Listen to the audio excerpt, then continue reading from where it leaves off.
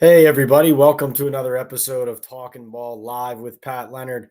What's going on? We are 1 week out from the NFL draft. Can't believe it's almost here.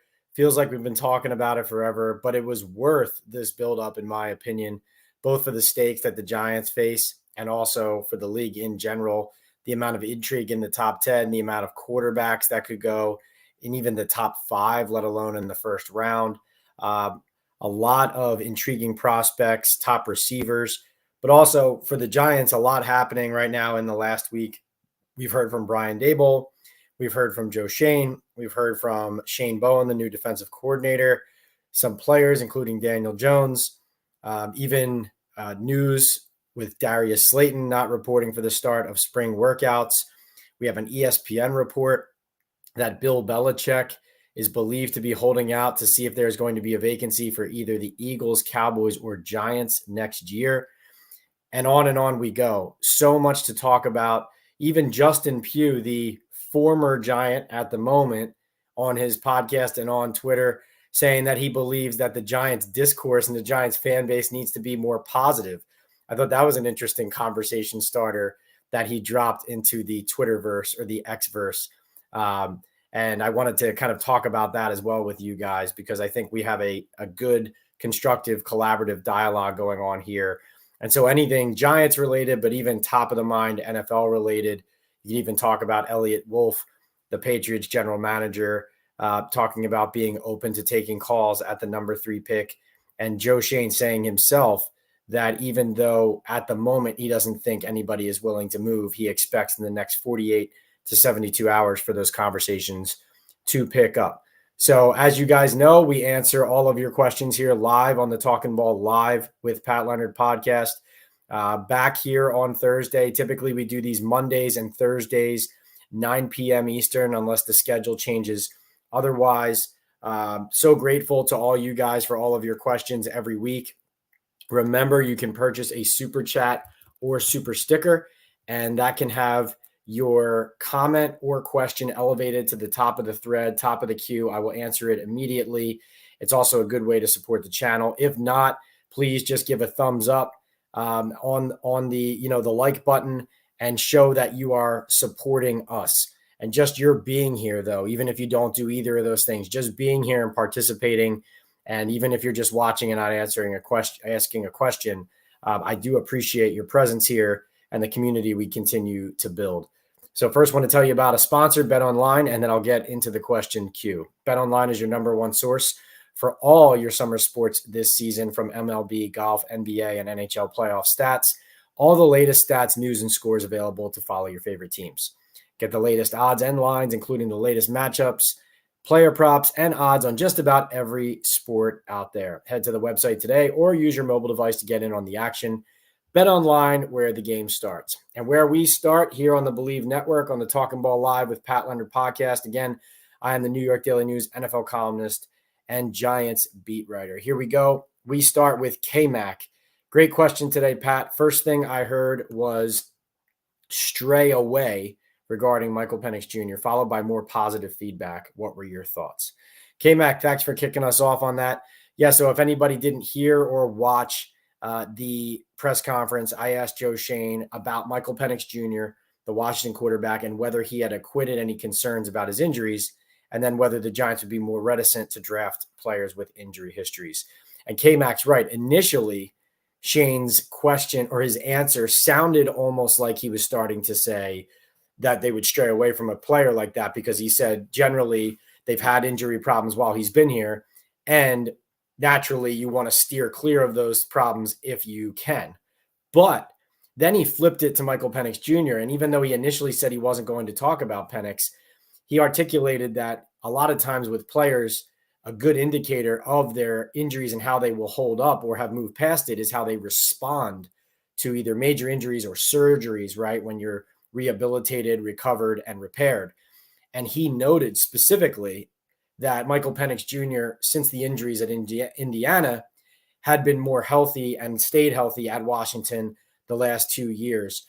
And so what I came away from that answer thinking was that Joe Schoen and the Giants, at least my interpretation, seemed to be that they seem comfortable with that player. Now, he didn't say that specifically, but he did conclude the answer by explaining that when they had their medical meeting recently, that Ronnie Barnes and the athletic training staff and the medical team did not scratch a lot of players off of their draft board. So Shane didn't say one way or another. I viewed the entire answer, though, and the holistic answer as a positive, not only for the potential of him still being on the Giants board, but also in regards to Penix Jr.'s stock around the league, right? Because we all know that he's tracking to be potentially a first-round quarterback. And now that you hear Joe Schoen, a general manager, say on the record out loud to everybody, right? He says there essentially, well, look at this player. He stayed healthy, and the way these guys respond is really a really good indicator. So that's only 1 out of 32 general managers. They're not all going to agree, K-Mac.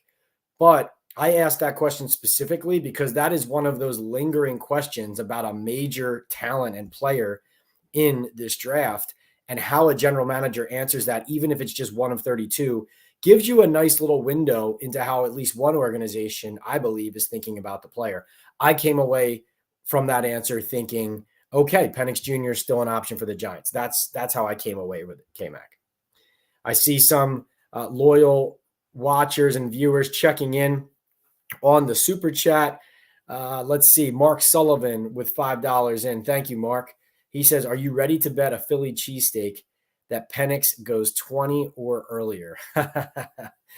Yeah, so I talked to this is something I should add about Michael Penix Jr., everybody. And everyone who's here, thank you for joining so much. We will be live again on Monday. And then I'm trying to work out some special plans for the draft night, seeing what I can do. But I also want to be there live for the press conferences. So I have to figure out a way to run this live chat while also being present. So we'll see how we can do that. I will do my best for Thursday. What is that? April 25th. So stay tuned on what those plans will be. One thing I wanted to mention about Michael Penix Jr., though, guys, and I don't know what this means, if anything, but a couple things I heard today. Number one, there are people who do believe he will go in the top half of the first round. I don't know if that's going to happen. Okay. I don't know. Obviously there's people who have penciled him into the Raiders, and what are they, 13, I believe. And a lot of people believe that they're kind of attaching that front office to that player. That's a possibility. I don't know if the injury history is going to push him back further than that. Obviously, if you're the Giants, you're thinking either a trade back or, a late first, early second would be the Michael Penix Jr. range, most likely, for sure. But the second point I wanted to add is that Michael Penix Jr. did not take a top 30 visit to the Giants. Now, that doesn't mean they wouldn't take him.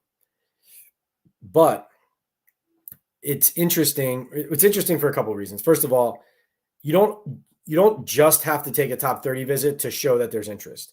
The Giants took him out to dinner, spent a ton of time with him at Washington's Pro Day. And if you guys remember, they basically sent everybody to Washington. Now, they could have been doing as much homework on Rome Odunze as they were on Michael Penix Jr. there, even while spending a lot of time with the quarterback, right? And Odunze did make a visit to the Giants building. Also, Penix Jr., the medical is available, right? So that's not necessarily a concern, like that the Giants would have his medical information still, from the pre-draft process, and don't necessarily need him in the building.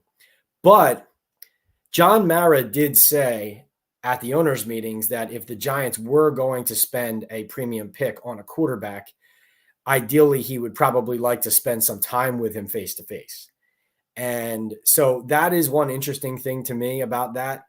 When I hear that he didn't take a top 30 visit today, it just makes me wonder, is that part of the Giants having a lot of interest in him and almost trying to throw people off the scent and, not be too obvious and bring him in that way? Or is that an indicator that while they like him, they're not considering making him their next franchise quarterback, right? It's pointless to really try to plant your flag on one or the other there, because anything is possible.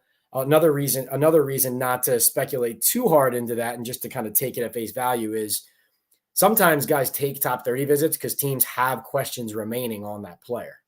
So the Giants have to spend their top 30 on not only top picks, but players throughout the draft who they are considering, but also want more information on. And if they felt like they had the book closed on their evaluation and medical and personality and everything about Michael Penix Jr., maybe you don't use that top 30 on that player when you know that, there are others that you need to gain more information on. So just something else to consider there. Who knows what it actually means? But Mark, you jogged my memory on those tidbits on Michael Penix Jr.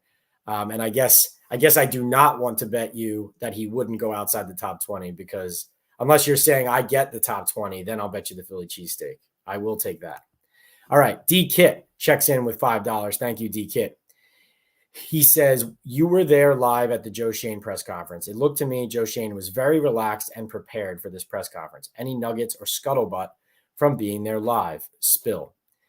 Yeah, D-Kid, I agree with that. He was very prepared. I thought it was actually interesting. How do I put this? Me personally, it was interesting because, okay, so like we go back to the owners' meetings and Shane literally threw out this this non sequitur, essentially bullet at the Darius Toney narrative, kind of like went back to that about, top of the draft teams are going to listen. Doesn't mean they're shopping a guy, kind of like the Darius Toney thing. And it's almost like you almost look at those things as little shots that maybe that either a GM or a coach is taking, or maybe they have their ears are too wide open to everything that's going on, and they're kind of overreacting and maybe being oversensitive or whatever it is. Today, Shane was more relaxed in that sense. At one point he noticed that I was trying to ask the Penix question. He didn't know what my question was, but after I didn't get it in the first time, he kind of cut someone off over here and was like, yeah, Pat, you had one, right? And that caught me off guard, because it was a much more kind of like personal interaction. And I appreciated that, And one thing I really appreciate about Joe Schoen is his honesty. Like when he does these press conferences, I think he's as candid as really probably any GM in the league. I mean, there are definitely things, you listen to and you think, I'm not sure that's true. But these guys can't tell you everything either, right? They have to keep some things close to the vest. And especially at this time of year, when Joe Schoen's doing a press conference like that, he's doing that as much for who's watching on the outside as us on the inside. In fact, it's more for what the perception is. And I got to tell you guys, the amount of people who watched and paid attention to that press conference today, based on the reactions I got, texts I got, whatever, I was actually blown away by. Not that I don't know all eyeballs are on it, but just a lot of people around the league paying attention to what Joe Schoen said today and what he was being asked. Also, D-Kit, I would say, and I wrote this for the Daily News, but D-Kit, my main takeaway from this press conference was Joe Schoen was very accountable in offering a stark, harsh, honest assessment of the roster. He, at various points, he said, when he was talking about the receivers, he said, we have to score more points. We need to score more points. It was just like a blunt, hey, listen, this is our issue as a team. This is what we need to fix. Let's be honest, our offense isn't good enough. And even though that's obvious to everybody on the outside, these are truths that, the organization or people connected to it fight, either through the media or themselves, right? A lot of scapegoating going on of different people. But as Joe Schoen said today, they don't score, right? He also said, we're not just one player away. We're not two players away. So that was saying listen, our roster, then this is what we've talked about here. No matter what they do in this draft, even if they hit home runs throughout this draft, you're not fixing the team right now. It's not fixed next weekend, even if they have a great draft, because of how far the Giants are away from getting there. He also said that while talking about the Michael Penix injury history, he also said that under his watch, the last couple of years, the Giants have had injury issues, and he acknowledged that. And that was interesting to me too, because the Giants have, there's been pushback on, or just like that's a sensitive topic. You go back to Brian Dable's press conference on Monday. He was referencing how they could do better things in the weight room, for the players and prepare their bodies better for the field and that kind of thing. And, those types of subtle digs at the last people who were running the weight room or the last people who were doing that. And then the omission of other people involved in the medical process that, they're not mentioned when those things are discussed. Like all those things, you hear them and people around the league hear them and they file them away and they process them. And so like Joe Schoen saying that just clear as day, like we've had some injury issues while I've been here, right? I thought that was accountable. And I know this is a roundabout way, D-Kid, of me saying Joe Schoen sounded like a general manager who was saying, I recognize there's pressure to show progress. I also know we're still far away from where we need to be, and this is a big draft. And that was my major takeaway from what he was saying today. Forget all the trade stuff for a second. I think he was very honest about they're still far away. Now, that said, that could be, as Shane was talking about at the NFL owners meetings too, when he referenced the 2021 roster and how far they've come. That could be another plea for patience from the general manager. And in my opinion, you are owed patience for a time when you inherit the roster that Dave Gettleman gave you. But there is a point at which you have to start earning that patience, and it is no longer owed. And I think Shane is at that point now in this NFL draft. I think he now has to start earning that patience that he is seeking rather than being owed it. Because, and this is just the truth, the roster is in the state it's in now still because of several moves that Joe Schoen has made, right? He has helped to make that bed. Yes, there was what he inherited, but he also inherited Andrew Thomas and Dexter Lawrence. He also inherited Saquon Barkley, who helped him get to the playoffs and win a playoff game. He also inherited Daniel Jones, who, even if he drafts a quarterback over him here, he paid on a 4-year, $160 million contract extension. So there is a point in time where it shifts. But D-Kit, I think your overall takeaway from how Shane operated in this press conference is accurate, very prepared. I would say this. I think Joe Schoen spends a ton of time crafting the public message of the Giants on his watch. I think he is very attuned to it, and he spends time on it. I think he hears everything. I think he either reads everything or is informed of everything that is being written and said. And listen, the guy, you can't say he's not a hard worker. Joe Schoen does put in the work, that's for sure. I saw another super chat. Let me get down to that, and then we'll get back into the queue. Mark said, did my bet proposal spur you to ask the question? Mark, our conversations here did reinforce things that I knew were issues, either talking to sources in the league and then also talking to you guys. And really, like I got a really positive response from Giants fans, including you now here, about asking that question. Because especially like when we talked about, what the Giants could do and their different paths to a quarterback here, you could get your quarterback at 6, but a guy like Michael Penix Jr., maybe you can get him a little later, right? Exactly. All right. So D-Kit says, for $5 again, D-Kit, thank you. Pat, top 30s are used to view medicals and have the staff examine him. They aren't taking Penix, which depresses me. It could mean that the fact that he didn't do a top 30 could be a negative. But also, like I said, here's the thing. There is also a chance that a team doesn't have a guy in for a top 30 because they don't have any remaining questions. D-Kit, I tend to agree with you that it is not good if they were really intending to draft Michael Penix Jr., and that's what you want to happen, that they didn't have him in for a top 30, because you would think, like I said, John Mara saying, I'd like to spend some kind of one-on-one time with the guy if it came to that and if we were drafting this guy, right? So if that's the case, then and that's really kind of like a prerequisite and something you need to get through, then maybe that does indicate he's not their guy. But I'm not going to go that far right now. I mean, I don't disagree with you that could be the takeaway from that. And I'm just kind of bringing you the information here. And guys, this is a really good example too, is like these live chats, these are opportunities as a complement to my coverage in the daily news and around social media. There is just so much that's going on, right? And, often like I know something at 9 p.m. that I didn't know at 3 p.m. that day, right? It happens a lot. Or I learned something that morning, but instead of tweeting it out, I hold it for this live chat, right? That's what we do here. We break some news, even if it's some nuggets, right? It could be big news, whatever the case may be. We're going to try to bring you unique information and insight here. We don't chase the crowd.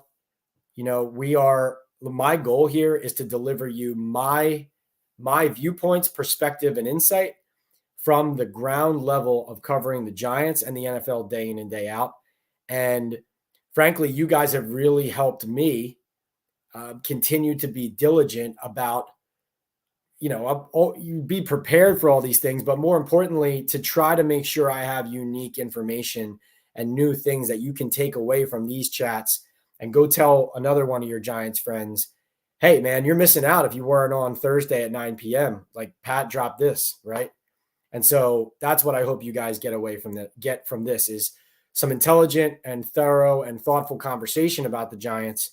And then also, information that helps inform where the team's going to go. Tuto, my man, checking in again. Massive salutes and respects to Big Boss Pat, all diehard Giants fans across the pond. Please slap all stinky Boyds loses outta, including Saquon loses out of here. Oh, man. The Eagles and Giants hate from Tuto. Tuto, you're the man, though. We appreciate you. Always appreciate your support. One of the diehards in the chat. Jacob says, smash that like and sub button for Pat. Thank you for the reminder, Jacob. Yes, please hit those like buttons while we're on here. It helps YouTube tell everybody we are live. You can subscribe. We are PL on NFL. So our handle is at PL on NFL. That is on Instagram, YouTube, TikTok, Threads, and on X, we are P Leonard NYDN. Thank you so much for the reminder, Jacob.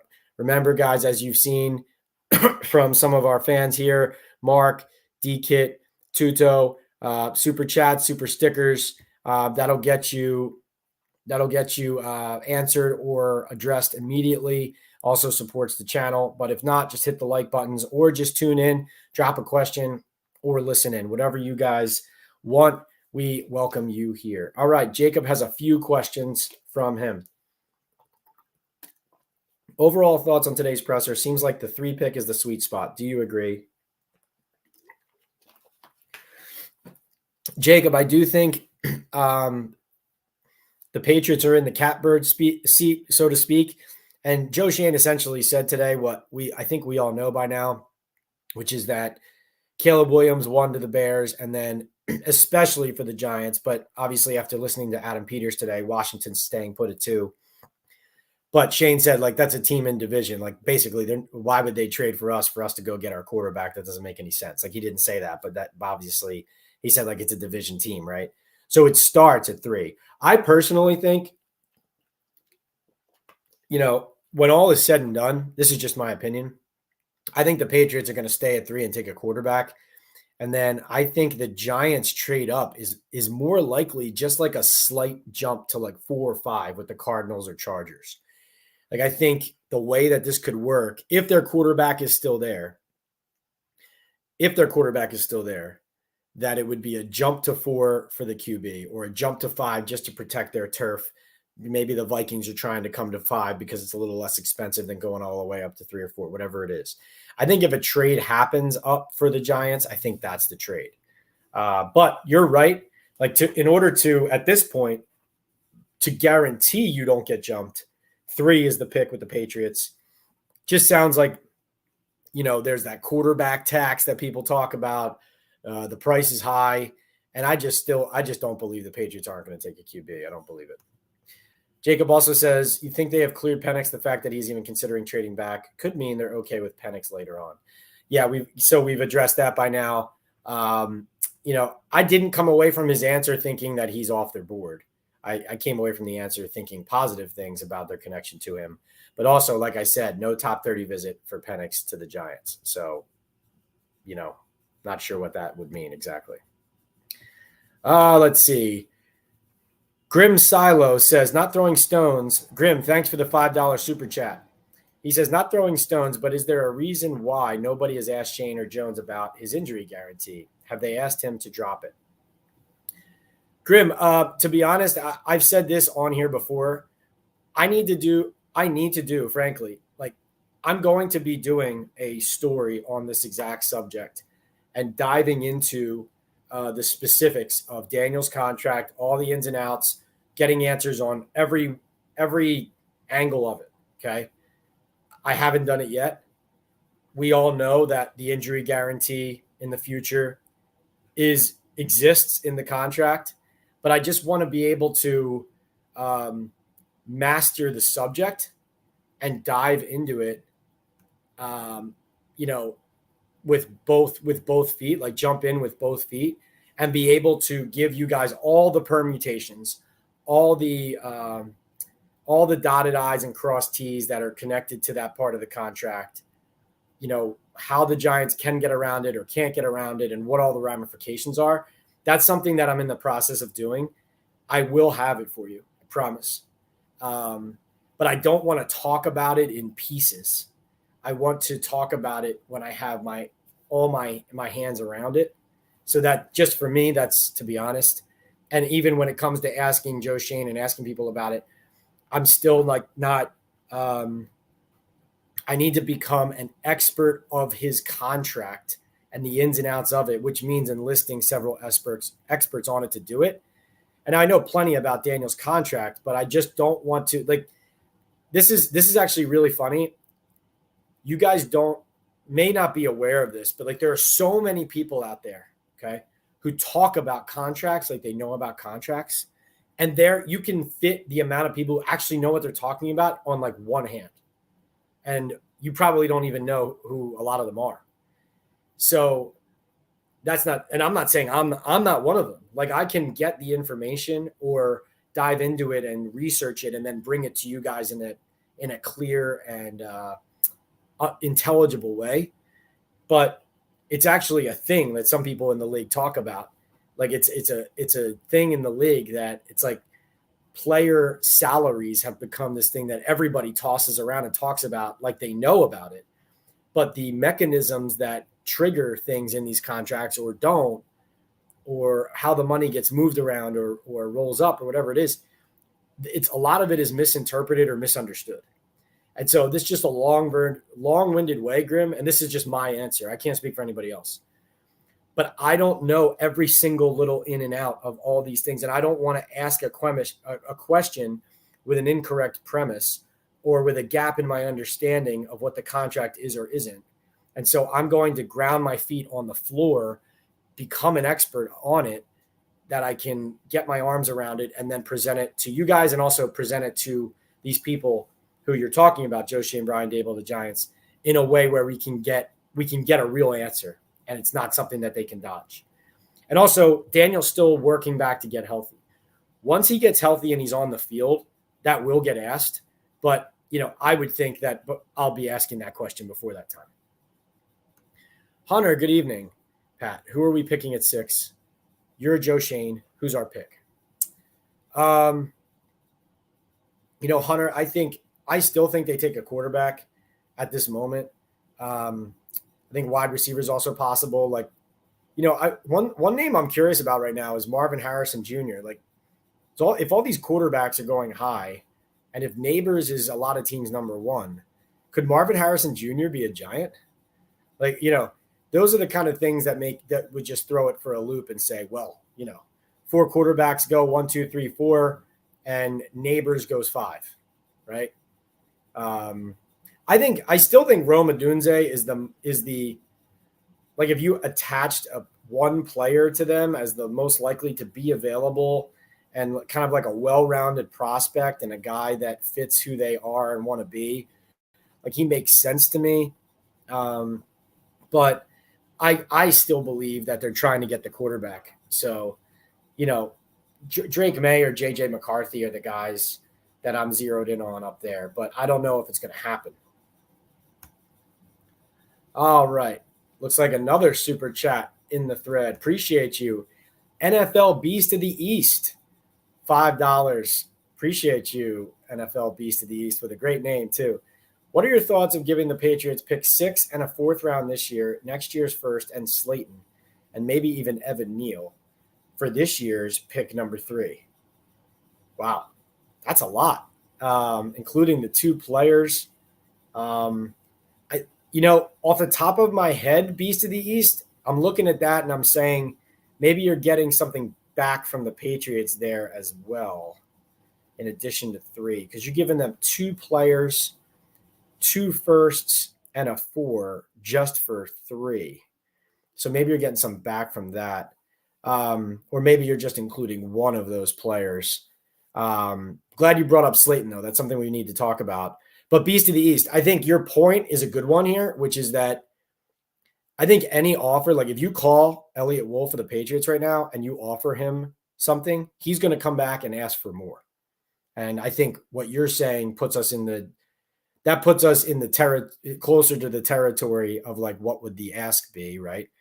Because to your point, the Giants don't have the 3 2s because they traded the 1-2 for Brian Burns, right? So that number 1 probably comes into play in that trade, which is the tough part about a trade up there. That's why it's part of the reason why I think, trade to 4 or 5 is more likely, depending on how the board falls. Thanks for that question in the super chat, Beast of the East. And I'll talk more about Slayton and Evan Neal later. I'm sure another question will come up on those, because we did talk to Joe Schoen about Darius Slayton. And then also I did a lot of reporting on Evan Neal for my 2-part series on the Giants offensive line that ran in the Daily News. I hope you guys got to check that out. Shane, D Kit with another $5. Thank you, D Kit. He said, Shane said he sees Jones every day at the facility and talks with him about things. Do you think they discussed the QB situation with Jones? D Kit, those types of things, yes. Those types of conversations more often, though, it's like you're having the hard conversation usually with the agents, right? You're also being candid and direct with the player too. But the business stuff, normally the players, they want to be talked to straight, but that stuff usually happens between the agent and the front office. And then the player is hearing how much the team still believes in you, or it's conversations about how's your rehab going. It's more about your well-being and about fit and about, like, listen, they're running a team, right? So while they're operating the draft, as long as Daniel Jones is still a part of the team, those conversations I think are a lot about, like, well, listen, it wouldn't surprise me if when the Rich Eisen report came out that Joe Schoen, just like when Joe Schoen, or was it Brian Dable, I think, walked over to Saquon Barkley last mid-season and was like, we're not trading you, right? Or it was Joe Schoen, one of the two. And, when a thing like that Eisen report comes out, it wouldn't surprise me if Joe Schoen called Daniel Jones's agent, or the next time he saw him was like, listen, man, I don't know where this stuff comes from, right? So those types of conversations can occur. I also think, listen, Daniel's a big boy. Like, he understands the situation. And also, I will say this about Daniel, like, he will not shy from competition. Like, if they draft a guy to take his job, Daniel will compete. And you will see whatever the best of Daniel Jones is, you will see it during that competition as long as he's healthy. I have no doubt about it. I thought too, like, sometimes I think those answers to D-Kit, like when you get asked a pointed question about how much you believe in a guy and you say you do, but then you're like, yeah, we talk all the time. It's like talking all the time. Like, they say that about ownership all the time. We talk with Mr. Maurer all the time. It's like, yeah, no, I didn't ask if you talked to him. I asked him what he thinks, right? So sometimes I think that's just kind of like a gloss over answer too. But they do communicate with these guys, especially like the gravity of this kind of decision, would have had to happen pretty early, like as far as coming out of the season, going into the draft process.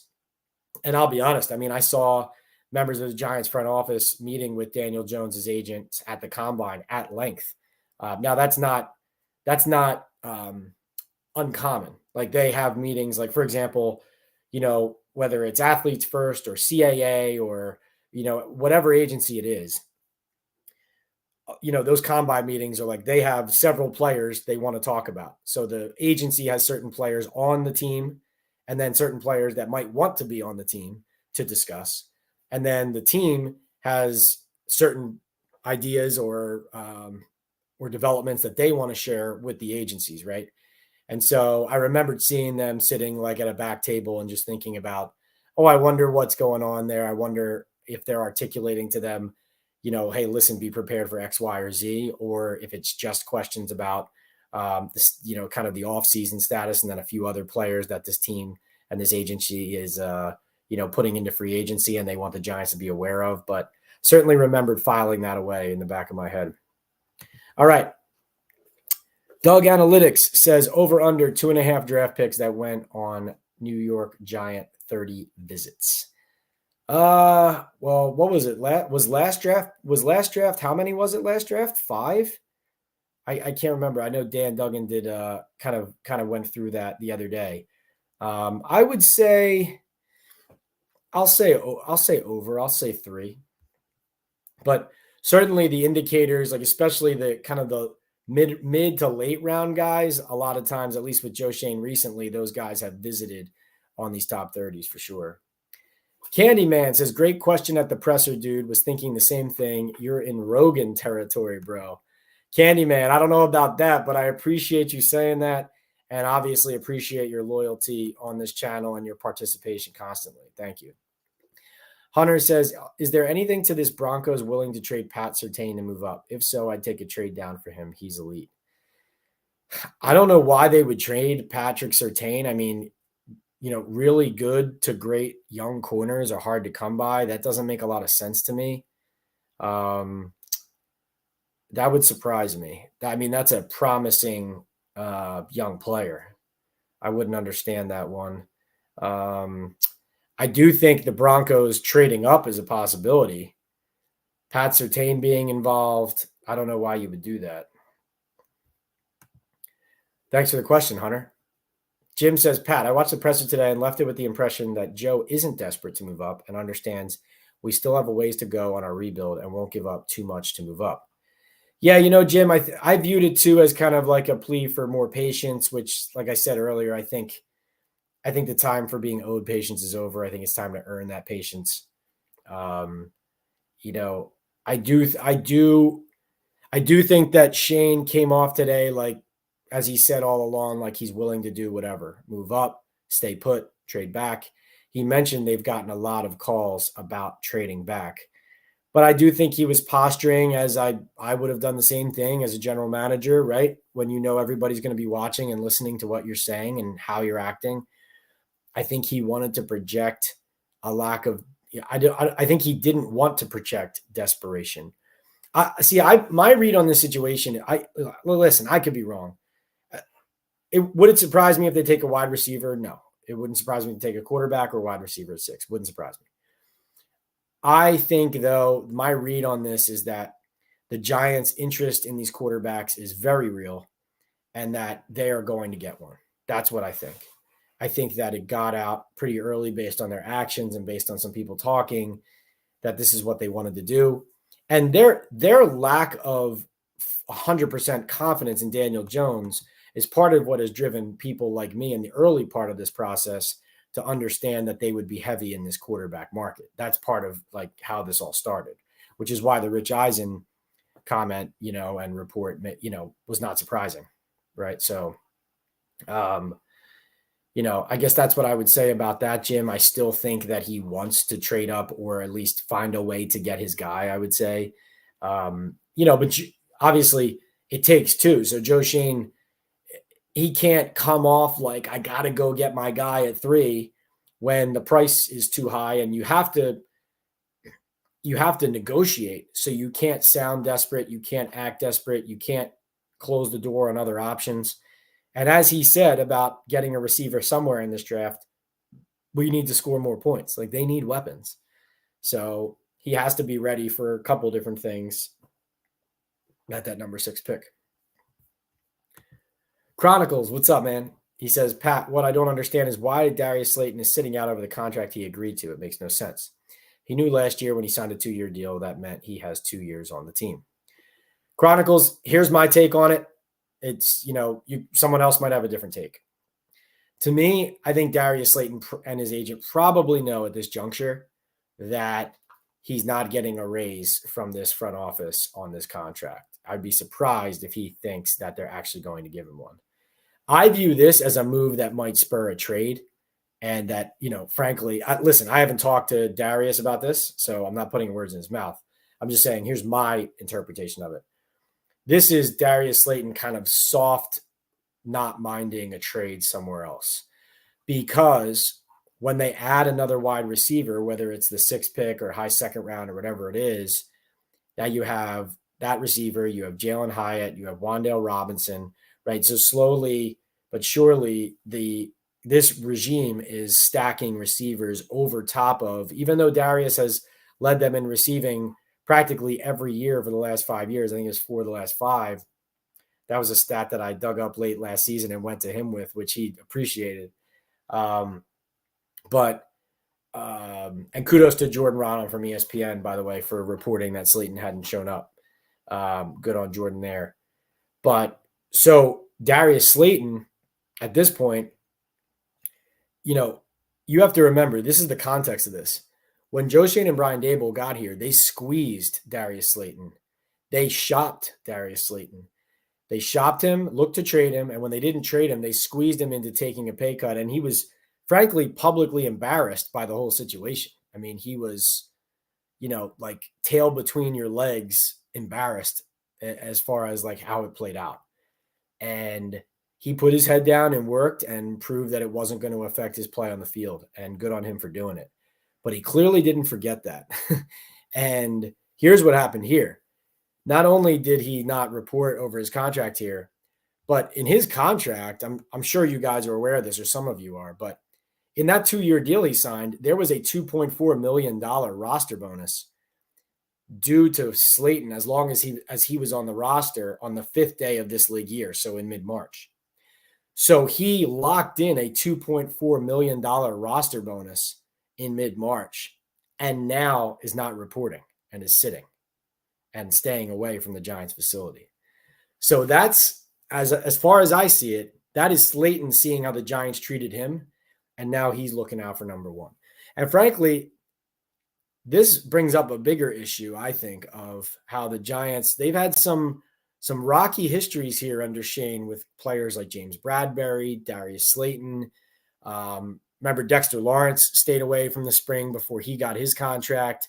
Saquon Barkley, of course, is the primary example of things going wrong, not being handled properly, getting antagonistic, and then eventually it results in him going to their most hated rival. So I think the Slayton one is something to watch more of how it fits into how all these situations have been handled by this front office and the Giants, and the ramifications those things can have down the road. That's how I view it.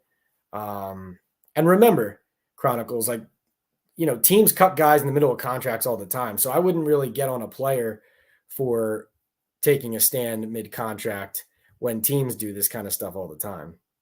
But I thank you for the question, because that prompted some really good discussion there. Trumbull with a $5 super chat says, what more can he do to earn patience? Joe Schoen you're talking about. He took an inherited roster to the playoffs in year 1 with no cap space to work with, and it's only year 3. Well, Trumbull, I would say he has to draft better. I don't think that Shane's draft record is as pristine maybe as you're suggesting. I think that the building blocks that he is putting in place still need to prove that they are building blocks. Like Bobby Okereke looks like a really good free agent signing, but you need more acquisitions in both the draft and free agency that you can say that about. The Brian Burns acquisition was an expensive one, maybe a desperate one, showed some urgency there.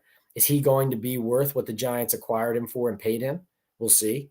Kayvon Thibodeau still needs to show more. Evan Neal not looking good as the number 7 overall pick, right? Wan'Dale Robinson has to have a strong 3rd season to be worth what they did taking him in the 2nd round. Jalen Hyatt needs to take the next step.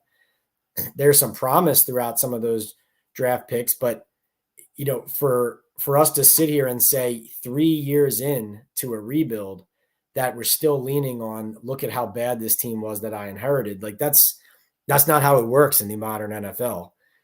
And frankly, I don't think it's a good look to lean on that stuff. Like, I don't think it's a good look to blame the previous regime and mention the year 2021 when it's 2024. Like, come on. Like, what if I told you guys something that happened in 2021 was responsible for what happened today with me? Like, you'd say, Pat, that was 3 years ago. Trumbull, you're right that they went to the playoffs in year one, obviously. I mean, that's, they deserve credit for that. They got credit for that. Brian Daboll won Coach of the Year for that. That was a weird season because it was the Giants really put no resources into that at all. And the team just found a way to scratch it out. They had a really strong first half of the season. But frankly, Trumbull, like they're running an operation that had a lot of dysfunction to it last year. Their defensive coordinator, an experienced coach who was running their best side of the ball, resigned, and they couldn't score points. They couldn't protect their quarterback. They gave up a league second all-time most sacks by an NFL team last year, 85, and that wasn't Dave Gettleman's fault. Like that was the offensive line that Joe Schoen assembled last year. That was in the year 2 of the rebuilds, now year 3, right? So Trumbull, I guess I've asked this before on here, but when people say it's too early to say it's time for this guy to earn it, I would say, like, what's your threshold, right? Like, that's what I would say. What's your threshold? Because the idea that, we'll just let this ride. I mean, the Giants graveyard is littered with coaches, mainly coaches, but general managers too, of people who are scapegoated, blamed, or just, called to the carpet and held accountable for mistakes. But it's not in my mind, at least, Trumbull, it's not a negative to ask for more than what Joe Schoen has shown us as a general manager, because last season was a disaster and unacceptable. And it was deeper into the rebuild. It was deeper into their decisions of what to do with the roster, how to turn it over, who they had added, right? So that was concerning to me. But that's my take. That's my takeaway, in my opinion. You may feel differently. And I'm welcome to hearing more about it from your end. Jacob says, I wish someone asked him about if he feels private QB visits are more important than other positions. Yeah. We could have replaced some of the questions in that presser with some better ones. I'll tell you that, Jacob. Fashu KB says, can you ask Joe Schoen about the injury guarantee and if that plays a part in his decision in the draft? Yeah, I will get to that when I have it on lock for sure. Hirsch, what's good, man? Good to see you. Let's see. Jacob and Hirsch talking about going somewhere on Saturday. Where are you guys going Saturday? Let's see. Michael, what's going on? Good to see you, man. Doug says, do you know which teams, if any, were interested in trading for Slayton when the Giants initially shopped him?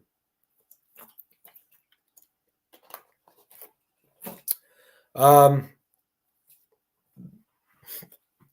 me see. Not sure I can disclose some of that right now. I'll get back to you on that, on the Darius Slayton teams interested. I mean, the Giants weren't getting the return they were looking for at that point, which is why he wasn't traded there at that point in the first place, right? Like the demand was not, was not coming in where they wanted it to. Oh man, D Kit says Pat looks tired. Wow. D Kit, just shots fired, man. Jeez, killing me. No, listen, I mean, we're grinding here. We're grinding here in April, man. It's all hands on deck, and with me, it's these two right here. So, I'll try to bring more energy, D Kit. Let's go. Let's charge more energy into this chat, shall we? Rick says, has John Mara met all the QB prospects? He didn't make the pilgrimage to Ann Arbor. Well, Rick, I believe we had, who do we have? I don't want to do the full list right here off the top of my head because I don't want to miss anybody, but didn't they have Drake May, JJ McCarthy? Who did Mike Garafolo reported that Spencer Rattler, Bo Nix came in, right? Jaden Daniels. No, did Jaden Daniels? I don't remember.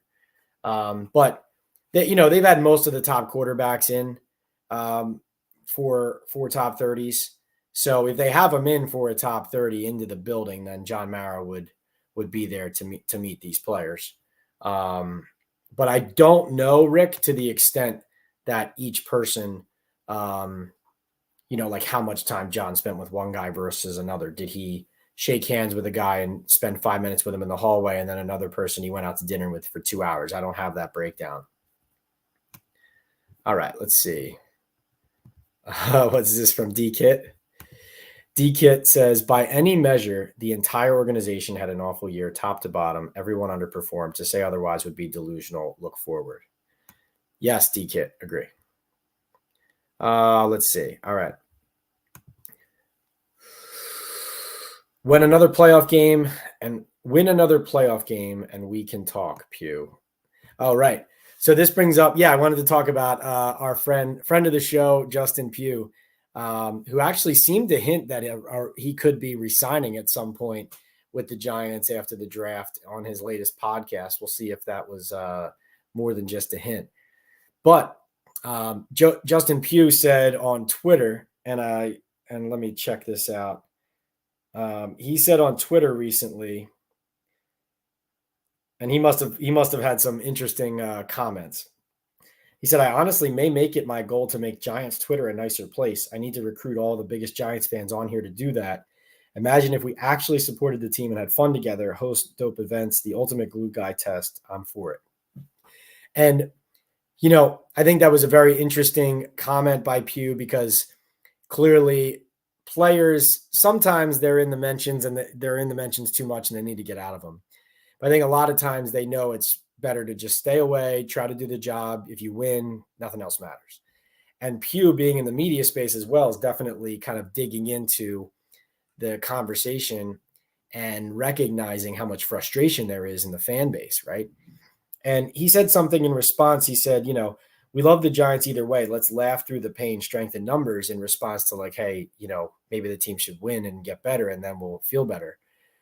But I think it's a fine line. Like when Pugh says that, like, yes, you want to support your team and you're going to support your team. But in my opinion, I would argue with Pugh that the biggest sign of loyalty is when your team is not performing well or is underperforming or is making poor decisions, is to call it out and call it for what it is. And that could mean booing. That could mean just venting frustration. It could mean feeling like you need to make a change at a position, whether it's quarterback or head coach or general manager or left tackle or whatever it is. I think that when we talk about these constructive, these constructive criticisms, I think those are all part of the conversation of fans looking for ways for the team to get better. And so I do think, like, obviously on X and Twitter, right, especially in those forums, the negativity can build up. And sometimes people aren't constructive. They're just being nasty to be nasty. And that's not what we want to do. That's not what we do. That's not what you want to hear. But I think constructive criticism shows more loyalty than blind faith. Like, I think blind faith in your team is not, this is my opinion, blind faith and just excusing everything and believing the team's always going to get it right and you don't want to hear anything else. That's not true fandom, in my opinion. True fandom is holding your team accountable and wanting the best from them. And when you don't get it or see it, you demand more. That, to me, is true fandom. And you support it.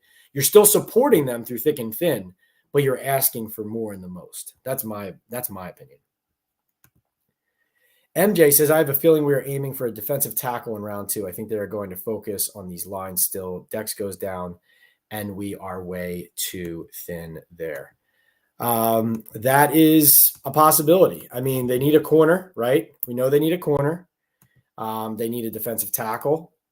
I talked to Trevor Sikkema from Pro Football Focus, and we did a mock draft, a 7-round Giants mock draft about a week ago. And in the 3rd round, he gave the Giants Oregon defensive lineman Brandon Dorless.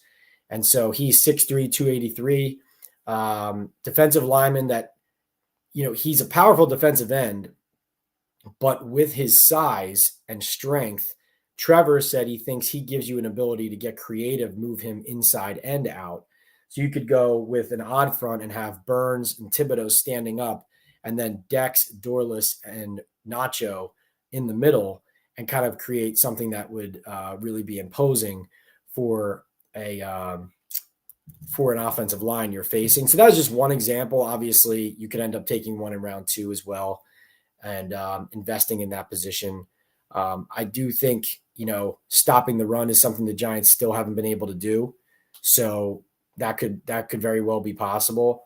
Though, are you suggesting that they go receiver, D tackle, and no quarterback? Or are you suggesting quarterback and D tackle? Because it sounds like most likely, in my opinion, if you're going D tackle in round 2, and quarterback in round 1, you have a gaping hole at wide receiver. And if you go receiver and D tackle there, now you're putting all your eggs in the Daniel Jones basket, which I personally think is dangerous as well. Or you could call it the Daniel Jones Drew Lock basket, which I still think is risky business. All right, let's get back into the queue. Let's see. Jake says, is Nick McLeod currently CB2? Could you see a reunion with Adoree Jackson? I didn't think an Adoree Jackson reunion made sense and was going to happen. I know they didn't love his play last year, but I've also seen it's been interesting to see them re-sign like Darnay Holmes, Isaiah Simmons, Isaiah Hodgins. I mean, guys that I just didn't foresee returning. I'm not really following what the Giants are doing with all of these depth re-signings, maybe just maintaining some consistency in the locker room. Those are good guys, right? Like Darnay, really good guy, hard worker, kind of embraces whatever role he gets and does it to the best of his ability. Thought it was interesting, like Shane Bowen admitting that he didn't really have a firm, defined plan yet for what Isaiah Simmons is going to be with them. I mean, the Simmons-Martindale dynamic was a very good one. I'm not sure if another defensive coordinator is going to get the same thing out of him. We'll see. And Hodgins, not quite sure where he fits as well. Intel says, so Jake, I didn't answer your question about Nick. At the moment, Nick McLeod profiles as CB2. I still think that the Giants are drafting a corner, though, and maybe even in that veteran, that affordable veteran market. Like, to me, even if you draft a corner, I still think this secondary needs a veteran presence there. Ideally somebody who can tackle. And so, you have Banks on the one side, still a young developing player, but also a starter who you need to produce. And I think having too much youth in the secondary is never a good thing anywhere you go. So even if they draft one, I think you still want some reinforcements. Nick has proven that he deserves more of an opportunity than he's gotten at corner. And so I think that re-signing him, bringing him back on that RFA tender, I think the Giants clearly will put him in that competition. I don't know where that's going to shake out. I do know Nick needs to be able to tackle well on the outside in order to play in this defense and play consistently on the outside, producing the run game as well as the pass game. But in coverage last year, when he got an opportunity, I thought he did great. Intel says, why is it so hard for this team to rebuild? Well, it's funny. It's like a catch-22, Intel. Like, they don't usually stick with it long enough. So I think that's part of the reason why people, like certain fans and even maybe people in the organization, are finally trying to say, okay, well, we think Joe Schoen can do it, so let's just give him a longer rope than we usually give to people, right? And maybe that's how they're viewing Brian Daboll too. At least coming out of last season when he kept his job despite everything that happened. By the way, Intel, I think it's fascinating we went this long and no one asked about the ESPN report that Belichick is keeping an eye on the Eagles, Cowboys, and Giants vacancies. Because frankly, I told you guys this, right? We were talking about this coming out of last season with all the dysfunction with the Giants, with Belichick being available, just his presence being more than just something to look at from afar, like where the Giants stand, where the Eagles stand, where the Cowboys stand. And if you watch my Pat Leonard, Talking Ball with Pat Leonard podcast with Adam Schefter, I asked him about, are there three coaches on the hot seat in the NFC East with Brian Daboll, Nick Sirianni, and Mike McCarthy? And Adam certainly did not disagree that all of those seats could get warm depending on how this season goes. MJ says, to clarify, I think we could trade back and pick up a quarterback later round 1, and then with the trade end up with 2 seconds. Got it. D tackle and wide receiver, second group. I could see Joe. That is one route I could see Joe Schoen going that is not necessarily being anticipated popularly, is trading back, getting more picks in order to try to hit all of these needs, right? Because there is pressure on the Giants right now. There is pressure for them to show progress. And to address what we were talking about earlier, there was the comment made that that Adam Schefter made, that this is a Giants team that's trying to win now. And so, MJ, I think that your scenario there makes sense as far as trying to address key issues that help the team now and also hopefully down the road. All right, let's get back into the queue. Let's see. Who do we got here? We got Jacob says over under 45 minutes before Pat breaks another live story. Yeah, so I don't know if the Penix not taking the top 30 counts, but there you go. Always going to have some info for you here. Hirsch says, Pat, what's more likely if we trade up, Drake or JJ? I think Drake, Hirsch, but to be honest, I've heard strong things about both. I know I told you guys last time we met, Drake May's the guy. I was told by somebody reliably. But I'm not going to – both make sense. I've connected both players to the Giants in a strong way. But my answer to you there would be Drake. Jonathan says, too old-fashioned limit to the chat tonight. Love it. Jake says, do you think Schoen and Giants are finally accepting a true rebuild? I think Schoen wants the Giants to continue to accept it. And obviously it benefits him from the angle of, having bad years, but still leaning on the fact that you inherited a mess.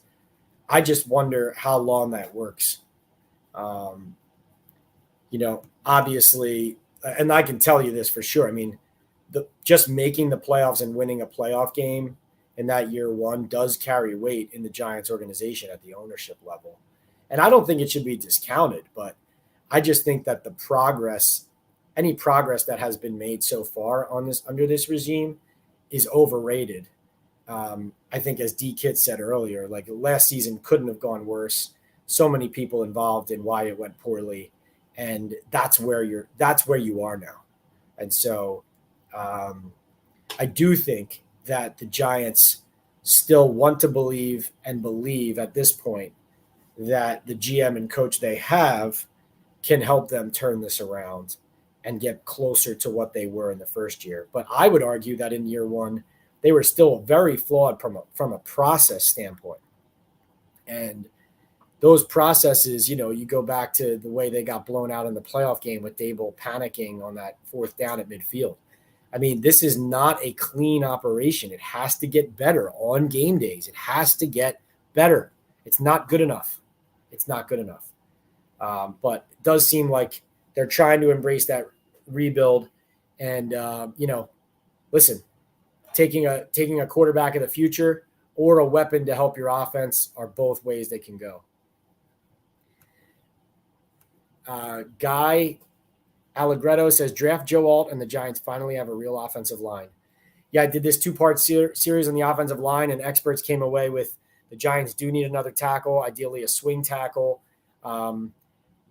Really couldn't find anybody who thought that the Giants should go O-line at 6, though I've shared my opinion, Guy, that if I were the general manager, I'd be strongly considering an offensive lineman there as well if I'm the Giants, based on how they've whiffed on the O-line. So I'm going to give you a star there because I don't hate the rationale.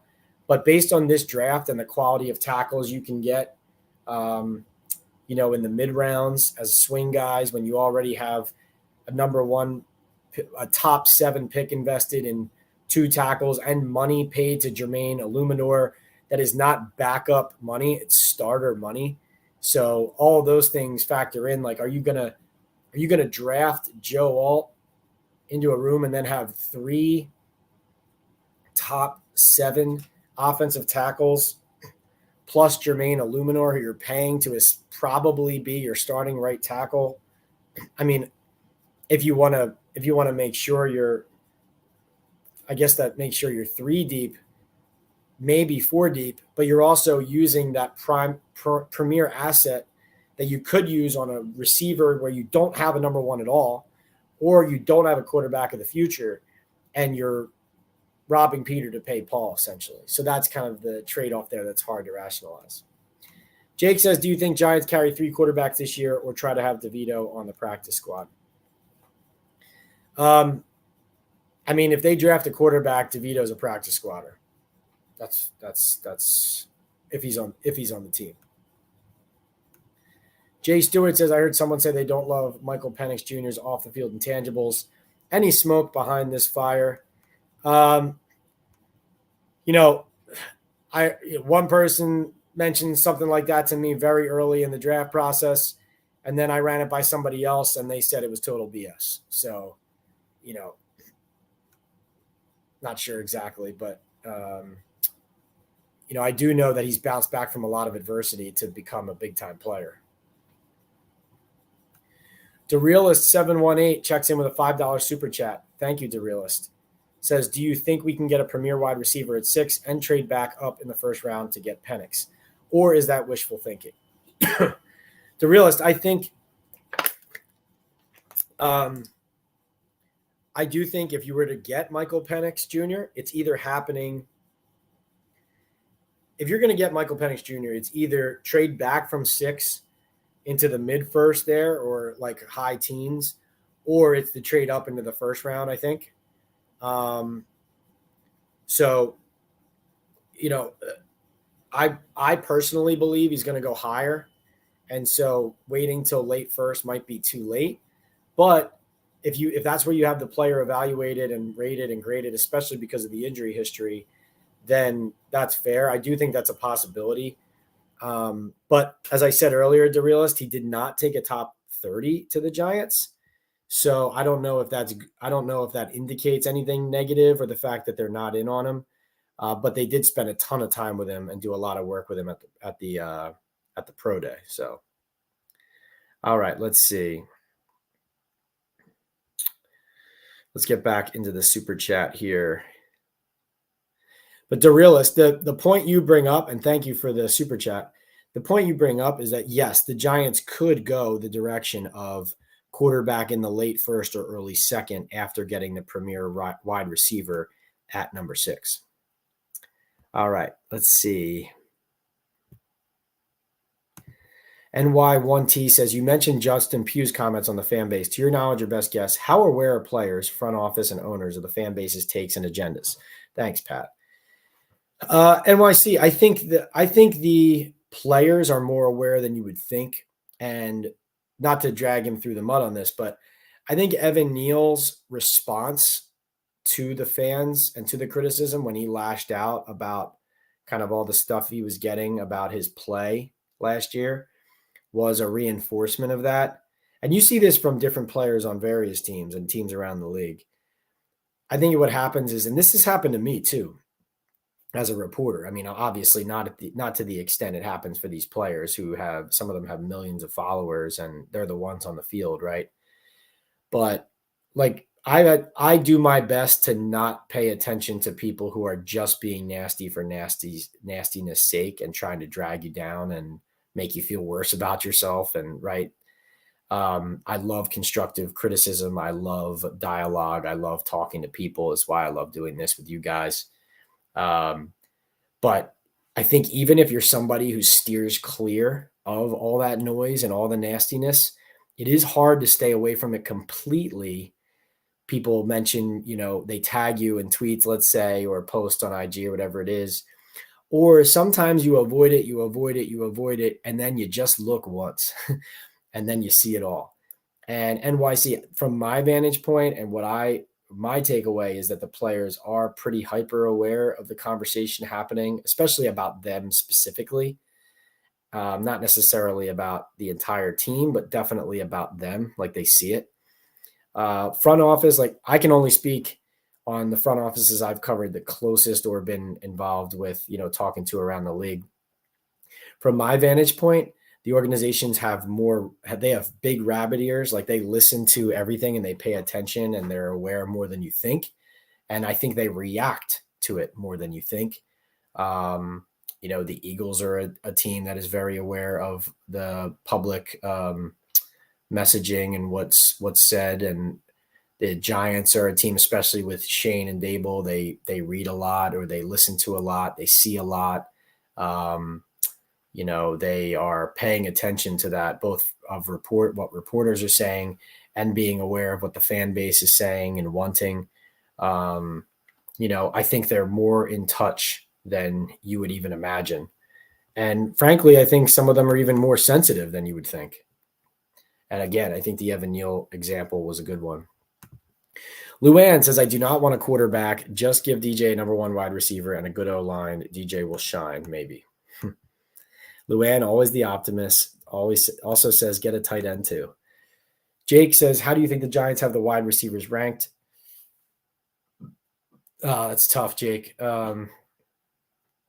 I think Marvin Harrison Jr. is like the guy who, if he's surprisingly is available at 6, would be the one. I think Neighbors is a guy that they love as a player. I don't know how they feel about the full evaluation, but I would definitely think he'd be a possibility. Dunze just strikes me as the most well-rounded and the most likely to be available there, but I can't sit here and tell you I know they're bored, because Joe Schoen would not show me that today when we were at the facility. Matt Smith says, did Darius Slayton not sign this short-term extension with the idea of having 2 good years and setting up a big payday? If he wanted security, why did he sign for 2 years? No, I view this, Matt, more as, I view this more as a player who is looking at the landscape and how the Giants have treated him in the past, and then what his best path is to maybe cashing in again and just excelling on the field and winning. And I think that I view this as a soft desire for a trade to a place where he could have a primary role and produce and cash in more, because staying on this Giants roster, especially they're adding weapons above him, it would be more difficult for him to cash in the way that he might be able to somewhere else. But no guarantee that next fit would be better. G-Men says, what's up, Pat? Great question about the health concerns regarding a quarterback like Penix. Seems like Schoen threw a lot of smoke today overall. He's very calculated GM and won't tip his hand. He is very calculated. You're right. Noel says, hey, Pat, good seeing you, bro. Good seeing you too, Noel. Do you think that the Giants' eagerness to trade that second-round pick for Burns came because teams in the top 4 telling them what they were offering was not enough? No, I have to think, that might be the next time we talk to Joe Schoen, like after the draft or after even the first round. That might be a question that we could have asked him this time that we need to ask him the next time, because that is something that was perplexing there, but it had to be informed by what they think the prices were going to be there, right? Like if he thought there was no way the Patriots were going to trade out of 3 when all was said and done because of what they were asking, and then he's saying, well, I might as well use this second-round pick for this player who I really /want/need when I'm not confident that this deal is actually going to get done. I do think that's possible. Brett says, TikTok, Pat, can't wait for that wide receiver 1. Jake says, what did you think of Washington's QB approach, having all those guys on 30 visits at the same time? Yeah, this is something I'm going to ask a couple of people about in the coming days too. Like the Giants, I think the first time they met the 3 top receivers, I'm pretty sure they had them all in the building at the same day. I don't follow that. If I were a prospect, I would want to be entertained on my own. I would not want to be a part of a kind of a revolving door of top receivers there. But I guess it helps them kind of streamline the process of what the day is going to look like. But yeah, no, but I think that's strange, but I have to do a little bit more looking into like why they did it that way. BBU says, I thought Penix after his pro day said he was scheduled to meet with the Giants on the top 30. Yeah, no, but I checked in today. He never did. Noel says, any truth to the rumors about Broncos' willingness to offer Patrick Surtain 2 as part of a package to move up to 6? I haven't heard that specifically. I don't know why you would trade a player like that. I mean, Patrick Surtain, just looking him up, didn't he make like an all-pro team? Yeah. So this is a corner going into his 4th season who has made it first team all-pro and 2 straight Pro Bowls. Like, I mean, this is the type of player everybody's looking for. I don't know why they would trade him. Molly Ma, what's up, Molly Ma? Brian Daboll, Joe Schoen aren't showing me any interest in drafting a quarterback this year. He said they both keep saying they're moving forward with DJ and they have a lot of holes. We'll see. BBU says, Maul, they're not announcing their draft plans to the public and Jones is still on the team. You're not going to bash him and say anything else. Molly Mall says even Dan Duggan from The Athletic seems like he's reading the writing on the wall now. He believes they're drafting a wide receiver, although he disagrees. I mean, I frankly think both can be true. Like, I think they want a quarterback and they have been looking for a quarterback. It's also possible that when all is said and done, they can't go get him because they won their way out of those top picks and they can't trade up because the trade's too expensive, whatever, and they end up landing a receiver. So I think both can be true, frankly. Jacob says, Shane seemed very defensive when talking about moving up. Do you agree? Yeah, that is the one topic. I almost think it's like he talks about it, but he doesn't want it to be obvious that he's having those calls. Does that make sense? It's almost like Shane, it's hard for him to hide that he's excited about that possibility, but he also resents the idea that people would think they know what he's trying to do. I don't know. I was trying to read that as well. I definitely think it's something he's involved in investigating, which is why he doesn't want to talk too much about it. That was my takeaway, but we'll see. Yeah, the Surtain, I don't know why the Broncos would trade him. That doesn't make any sense to me. Let's see. Michael says, I'm surprised no one asked him about the Saquon decision and why they didn't even offer him anything. Michael, we already talked to Shane about that at the owners' meetings. So the big takeaway from that one was John Mara saying that he basically was trusting Joe Schoen and Brian Daboll in understanding that this was, or in supporting their decision not to invest in Saquon Barkley at this juncture and to let him walk into free agency, even though John Mara was not high on the idea that he might end up with the Philadelphia Eagles, and that's exactly where he ended up. And frankly, I think that's another thing that adds pressure to Joe Schoen and Brian Daboll here. Like, you can't have another bad season with Saquon Barkley running wild for the Philadelphia Eagles this year if you're Joe Schoen and Brian Daboll. You just can't. Like, that creates a massive amount of pressure. And listen, these are calculated risks and decisions and gambles. And it's going to come home to roost somehow. Either Joe Schoen's going to be proven correct or it's all going to come crashing down. It's, there's no middle ground to this. Molly Mall says there were a few reports that supposed DJ had a setback in his rehab. That was false. Again, DJ plans to participate in the spring. Talked about getting guys together in the summer. Molly Mall, I mean, you're saying that because Daniel Jones and the Giants organization said that wasn't true, that it wasn't true.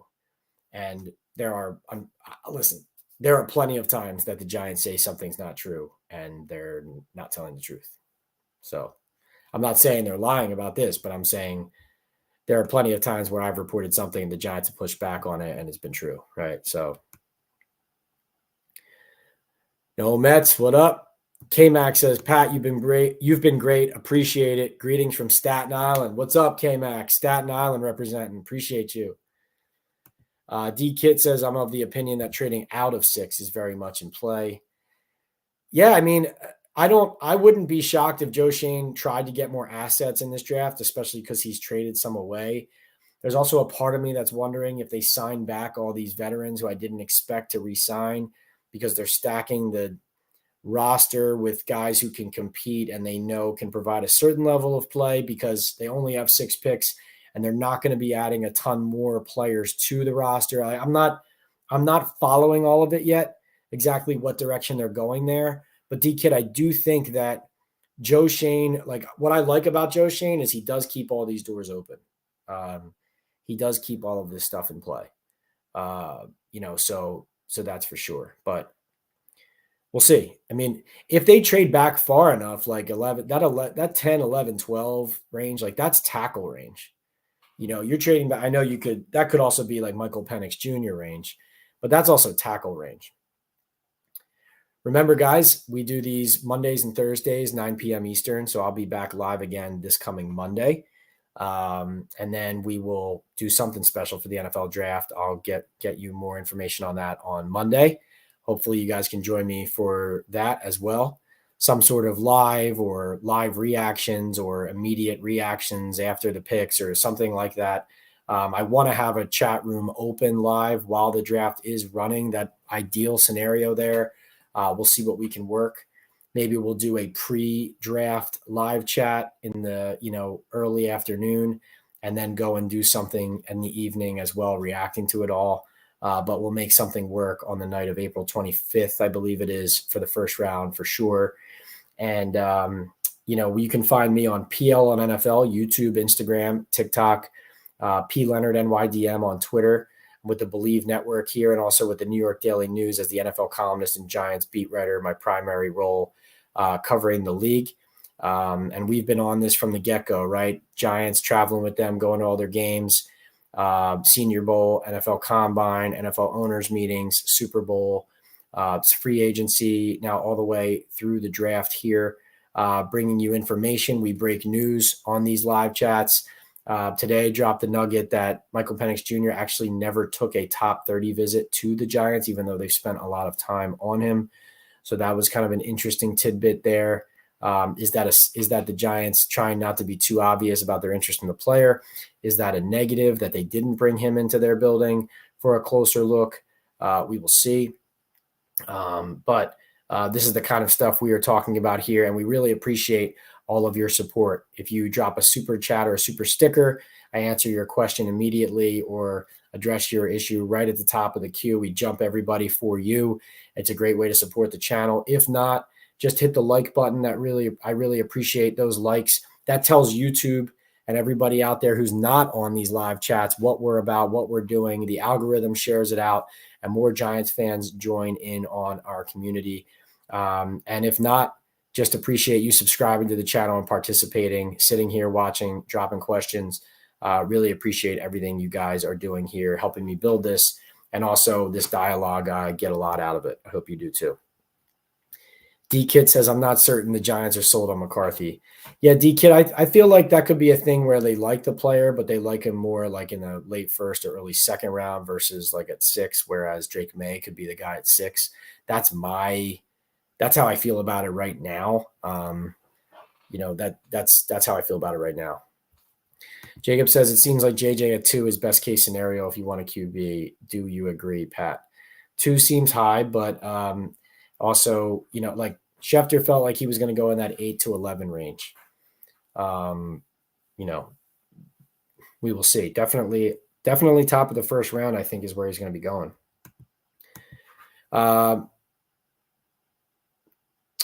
Pat set the whole tone of the draft. If they take a quarterback, the Patriots set the whole tone of the draft. If they take a quarterback, QB run starts. If they take a wide receiver run starts. Well, also remember, undefined, that's also a pivot pick because let's say it goes Caleb Williams, Jaden Daniels, 1-2 quarterbacks. If they take a QB at 3, that also now pushes down all 3 top receivers to 4, 5, and 6, right? And so now is it quarterback 4 going next, or is it the top wide receiver now goes because the Arizona Cardinals, oh, wow, look, the top wide receiver, either Marvin Harrison Jr. or Malik Neighbors fell into our lap at 4, right? Now we're not trading back at all. Now we're just drafting, right? So So I think it could even work the opposite way, where 3 straight QBs could start the run of wide receivers. And then, a wide receiver at 3 conversely means a trade up to quarterback to get a trade up for a quarterback at 4. I think they could work that way as well. But that is a pivot point for the draft for sure. Jacob says, did you find it interesting that a reporter specifically mentioned JJ to Shane today? Jordan did that from ESPN. No, I mean, I think more specific players should have been asked about today. Like, I wanted to ask a Drake May question. We kind of ran out of time. But Shane's willing to answer questions about specific prospects. I don't know why there were so many general questions. Robert Mead says, stay at 6 or trade back, in my opinion.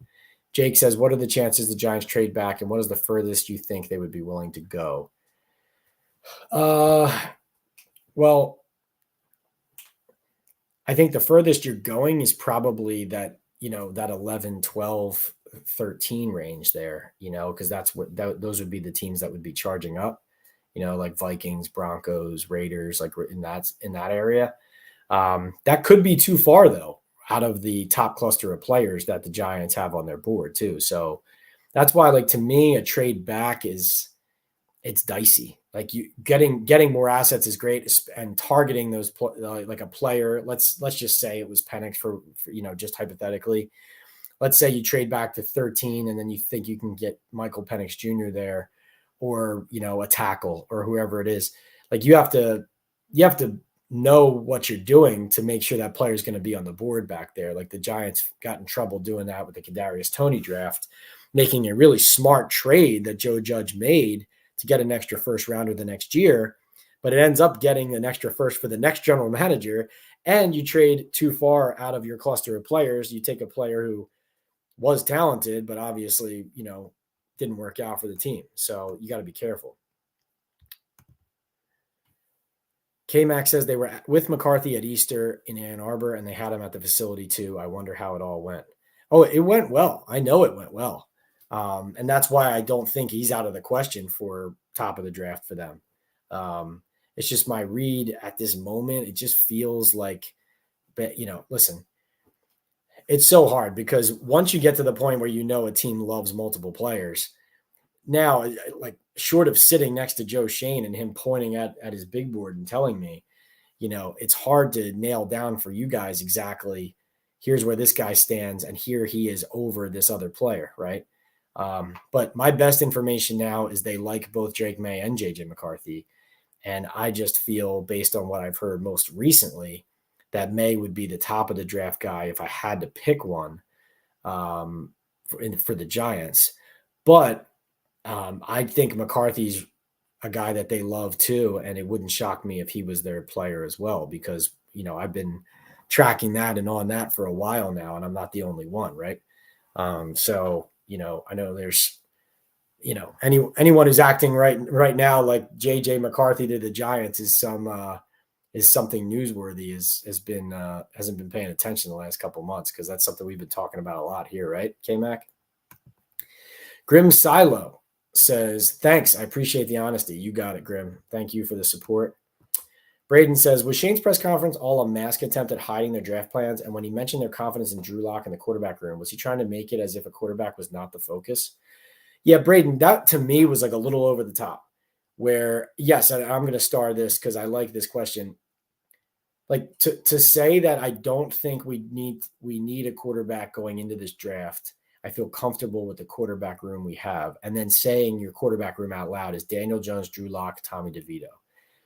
There is just no way that he believes that they don't need another quarterback in that room.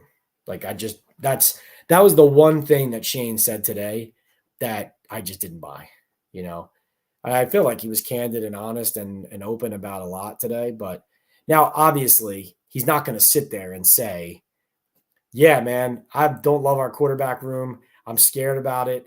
It worries me. We need to get better there, right? But, I mean, I think most people feel that way about the Giants quarterback room. So I guess it's more like, what's the benefit to him in saying the opposite? But yeah, I think he's working very hard to try and conceal what the Giants intend to do. Yes.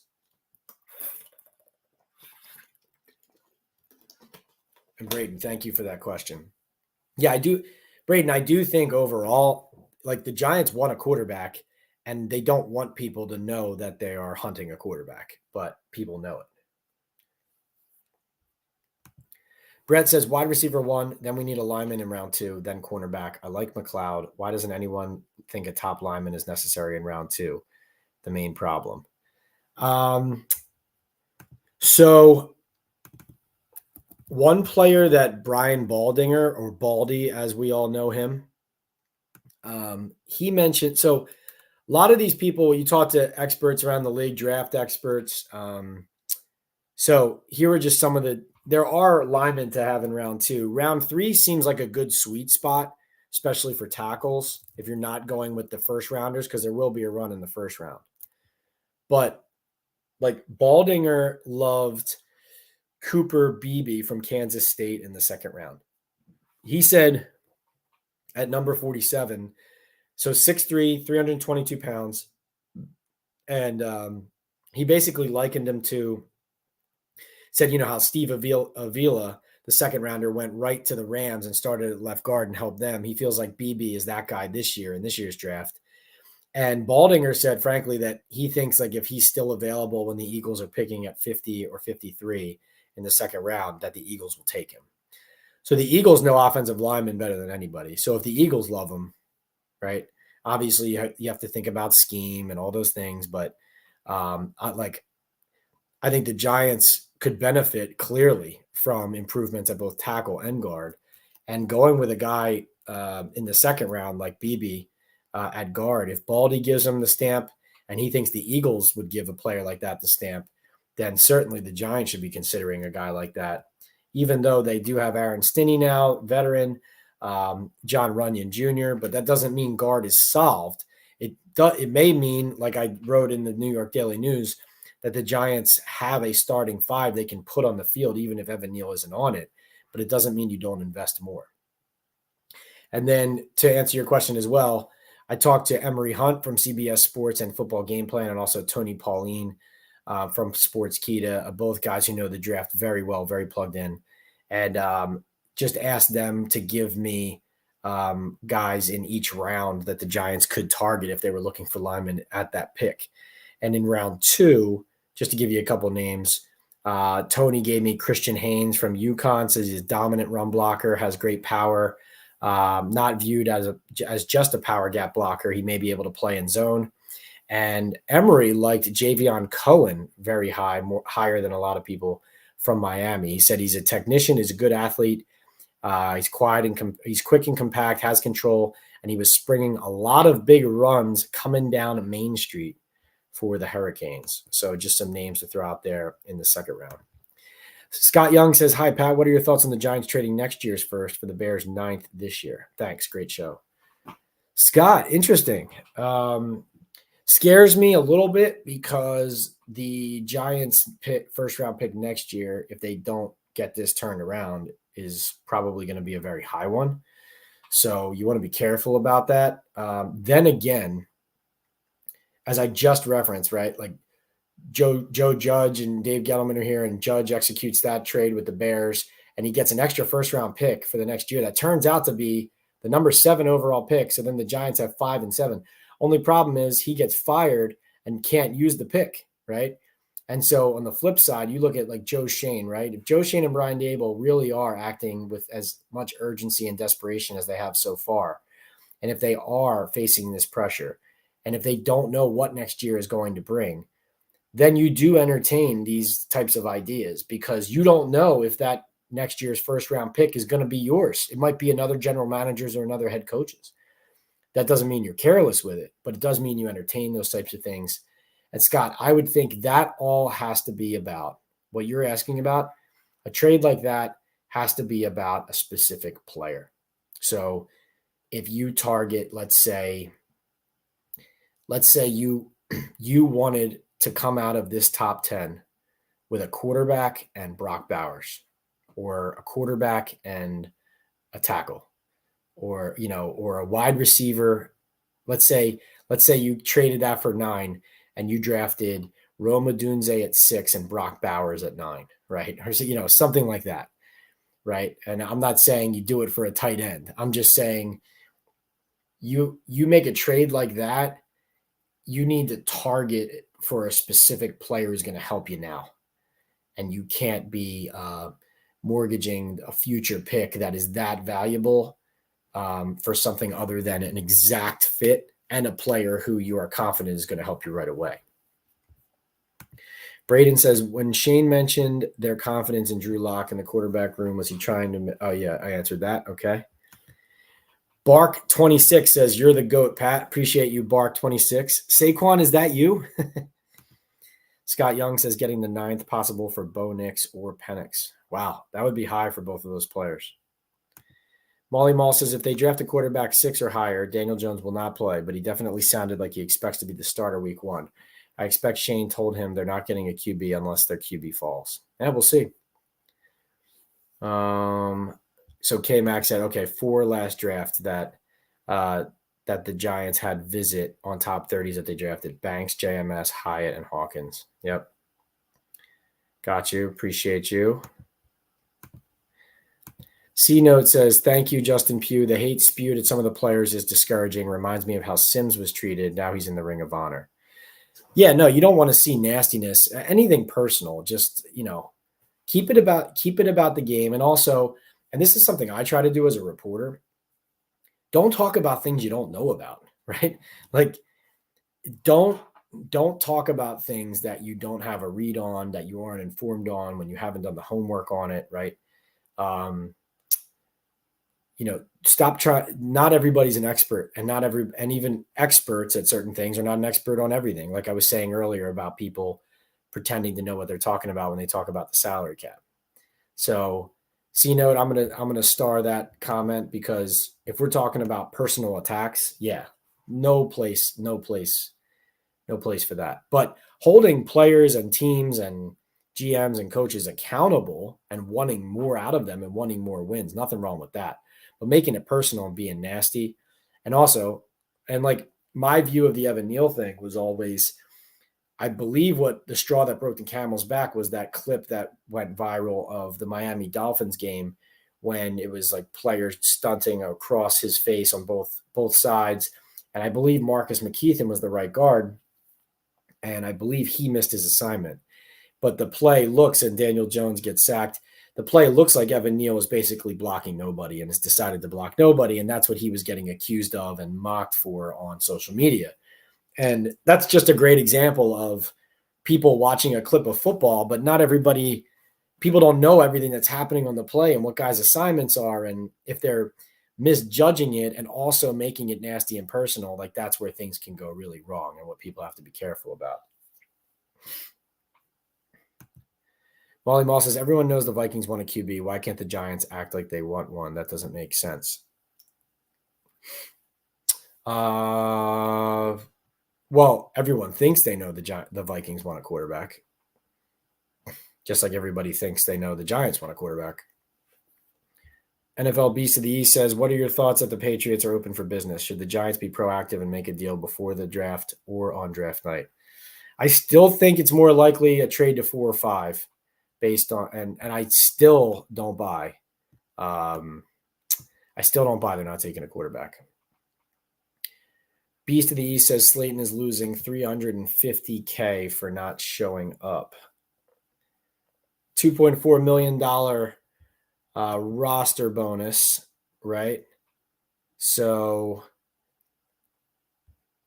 let's see. Yeah, so $2.4 million roster bonus that he will be paid in July that he earned already by staying on the roster. So staying away from the spring, he does have that $350,000 workout bonus in his contract as well. So that would be money he loses if he forfeits it based on how long he stays away.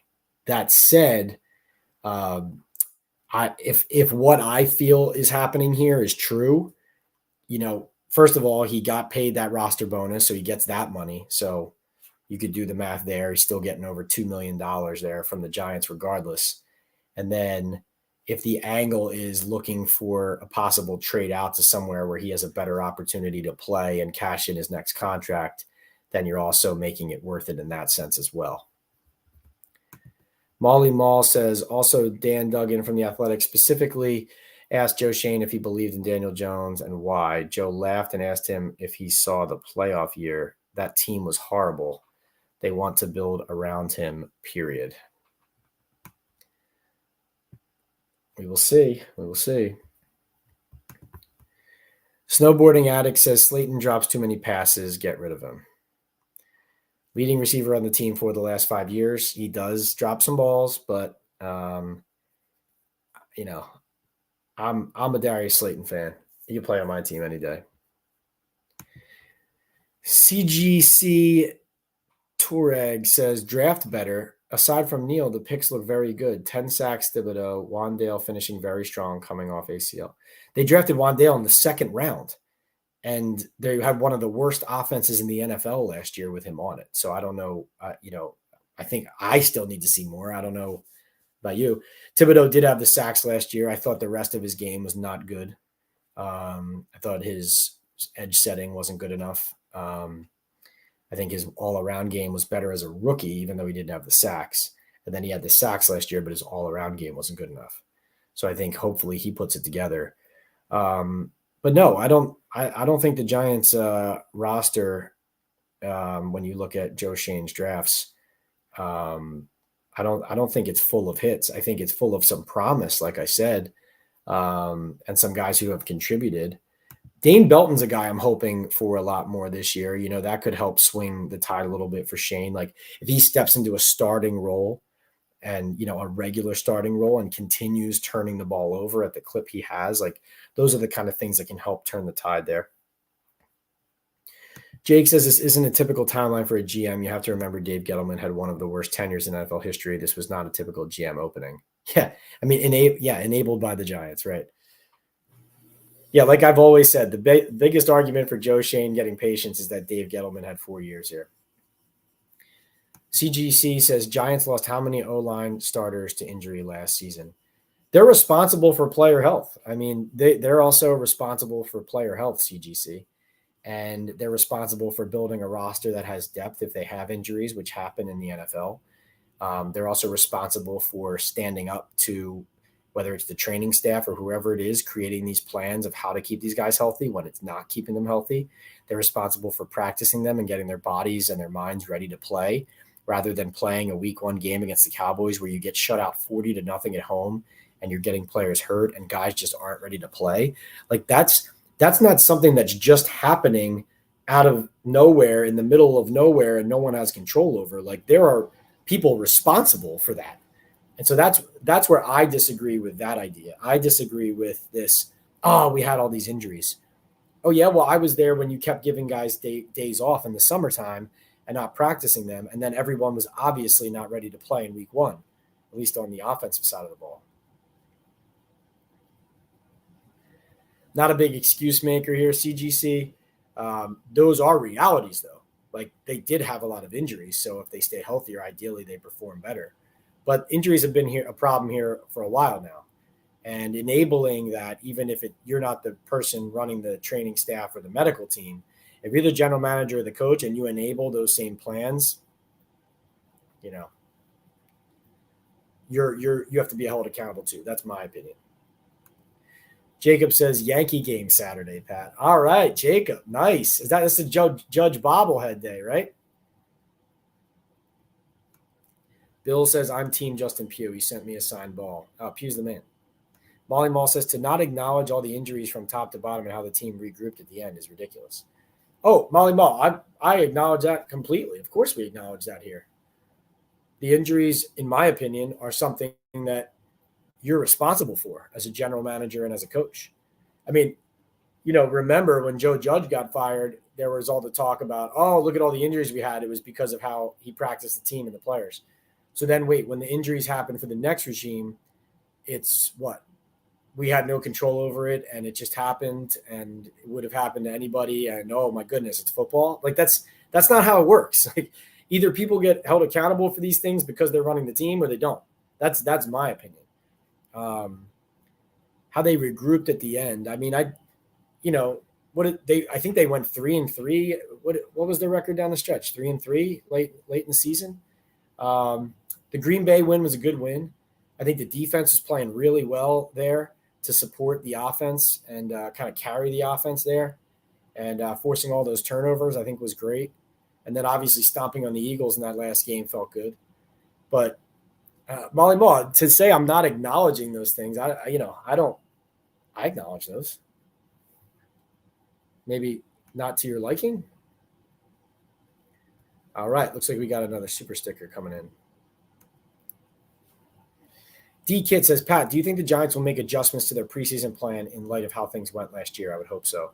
Yes, D-Kid. And that's another story I'm working on that, coming down the pike closer to free agency. Like the Giants need to take a very close look at this, and they need to be honest about the idea that they have mishandled how to prepare this team, especially last year. Like that was not the right way to do it. And this goes to Ronnie Barnes and the athletic training staff. It goes to the doctors and the medical team. It goes to decisions about how to practice. It goes to decisions about when to put guys back on the field, practice field, game field, all those things. And this is about Joe Schoen and Brian Daboll, having the conviction to walk up to these people in organizations who have a voice and power and say so, and say that this needs to be done in a better way. And we can't keep doing it the same way, or we're going to keep getting the same results. I feel very strongly about that. And they always say they're going to reevaluate these things, but let's see if they actually make a change, D-Kit. I hope so too. K-Mac says, did you see your cameo in New York Revival's video? No, K-Mac, I didn't. Please enlighten me. Omar says, will Bill Belichick loom big in Mara's decision on the team moving forward if they have a bad season? And also, has he mentioned he might go to a rival? And also, because he's mentioned he might go to a rival in division. Omar, I think that Bill Belichick is looming very large over the Giants this season, over Brian Daboll specifically, but possibly over Joe Schoen too, because if you're hiring Bill Belichick, you're not hiring him to work with Joe Schoen under Joe Schoen, are you? I mean, possibly. But that doesn't seem like the match. Not to me. You're hiring Bill Belichick. You're going in on Bill Belichick. It's interesting because when you read that story on ESPN, you read that there were all these people turned away by the idea that they don't think he's going to coach for much longer. He just wants to get the wins record, might mean like 2 years. So if you're the Giants, you don't want to rip up what's supposed to be a long-term rebuild just to hire a guy who might only be there for 2 years, who's going to reset everything, and then kind of, where do you stand there? Then again, the Giants have been chasing Bill Belichick and his tree for years and hiring guys off of it left and right. And then when he comes available, to not actually want to hire him and not hire him, especially if Daboll has a bad season and he's not your coach going into 2025, would also be kind of counterintuitive and very strange, because it would be like, well, nothing else has worked. Why not try this? So all makes for a very fascinating scenario. I do think that, having him go to the Cowboys or the Eagles would be a disaster for sure. So that's also could play a factor. But I think it would be, at that point, it would be more about how do we believe in our head coach, and then how strongly do we believe even in our general manager and our process at this point? Are we going to rip it up or stay put? I personally think that putting out those feelers makes sense. I found it interesting. I'm just my 2 cents. I thought it was interesting that, so the Giants, Cowboys, and Eagles are named as teams that Belichick would have an interest in coaching if they have an opening after the season. And then there were all these teams mentioned about different teams who didn't check in on him or didn't interview him or did, and then here's how it went. I found it interesting that there was no mention of any outreach to anyone with the Giants or any feelers put out or any, potential interest or any further mentioning of them there. Because frankly, given how Brian Daboll's season went this past year with Bill Belichick coming available, I think it's malpractice to not look into changing, there, given Belichick's availability. But obviously, if you go down that road, it's tough to come back from it. Mel's, what's up? Thanks for the love. Scott Young says, I love Bill Belichick back in the 80s, 90s being our coach. Next year, I would pass. Man, I would love him to coach my team. That's for sure. Molly Mall says, did you see Pugh's? Molly Mall, by the way, I know you're pushing hard on a different side maybe than I'm talking about a lot of times tonight, but I appreciate you, man. I appreciate Molly Mall because especially during this draft conversation, you've had like an opposing view, I think, to a lot of people on the quarterback issue and on Daniel Jones and on the current regime. And I appreciate your voice in this conversation, because it does provide balance. And I think you're doing it in a very like respectful and constructive way. And, I hope even if I'm disagreeing with you at times that I'm doing it the same way. So, but I just want to say that. Thank you. Molly Mall says, did you see Pugh's YouTube rebuild? I did. He believes the Giants should build around Daniel and fill out holes. Is he just saying that to get back at the team, or does he really believe that? No, Pugh loves these guys, loves the team. I think, going into this offseason, I know even talking to him on the podcast, it just didn't seem like he was going to be a Giant anymore. He did drop a hint in that latest podcast that he could end up being back. But I know Pugh wants to win. I mean, he's coming at the end of his career. He wants to win. He wants to be a part of it. And so I almost viewed his rebuild for them as like pushing them towards like, hey guys, could you please reload and like add a stud receiver like Brandon Ayuk, who's experienced, and bring me back on, and then we can go and win some games and hopefully go win a championship in the next couple of years. Like I viewed that as him supporting his guys, and also maybe he ends up playing somewhere else. But ideally, I think he would love to, it would mean more to him to win in New York. He doesn't want to just do anything. I think he wants to do something with meaning. I think the most meaning for him would be to win in New York. That was my takeaway there. Bill says, thanks for the show, Pat. I'll have to rewatch it later. Got to bounce. You got it. Andre says, do you see a draft day trade of Darius Slayton? Possibly. David says, for me, it's one of the top quarterbacks or bust. Don't pick a quarterback you don't really want. It would be a wasted pick. Yeah, no, I agree, David. You take a guy, if you love him, you don't force it. The Realist says, I love your segments, Pat. Please keep it up. Thank you, The Realist. Thanks for saying that. Let's see. Omar checking in. George Lewis. What's up, George? Good night, Pat. Sorry I'm late. What about the Giants and Patrick Surtain from Denver? Yeah, I don't see them trading him. All pro bowler. That doesn't make a lot of sense to me. D-Kit says, really going into year 3, it's been one unlikely result followed by another. Way too volatile. We need consistency, which has been very elusive since Eli left. Can't keep having these wild swings, definitely. Yeah, well, unfortunately, it's been mostly losing lately. But to your point, D-Kit, it's been this rock up and down, this seesaw of new regime comes in. Year 1 looks a little better than expected, given what they inherited. Giants feel really excited about it. They go all in on year 2, thinking they're there.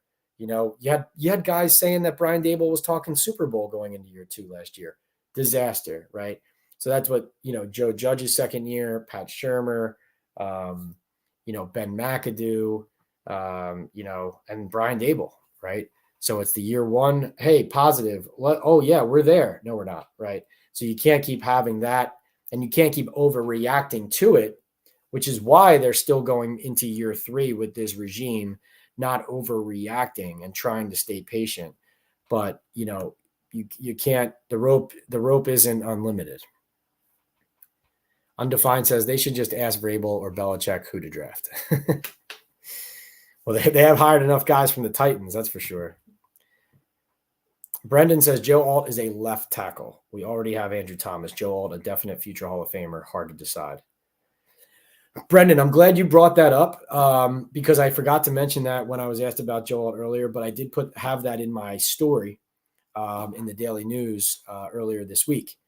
And that is exactly what you're just saying, is that Joe Alt is not he's not a swing tackle. He's a left tackle. And so that's part of the reason why the Giants drafting him at 6 doesn't really add up is, you're not drafting a true left tackle at 6 to put him at right tackle. I mean, he's athletic and that kind of thing, but that's not what you want to do. And that's based on what I've talked to a lot of experts about. That's part of the reason why he doesn't seem like a fit for the Giants. Though he will be a great player. That's for sure. Richard says Mara's blessing is a huge tell.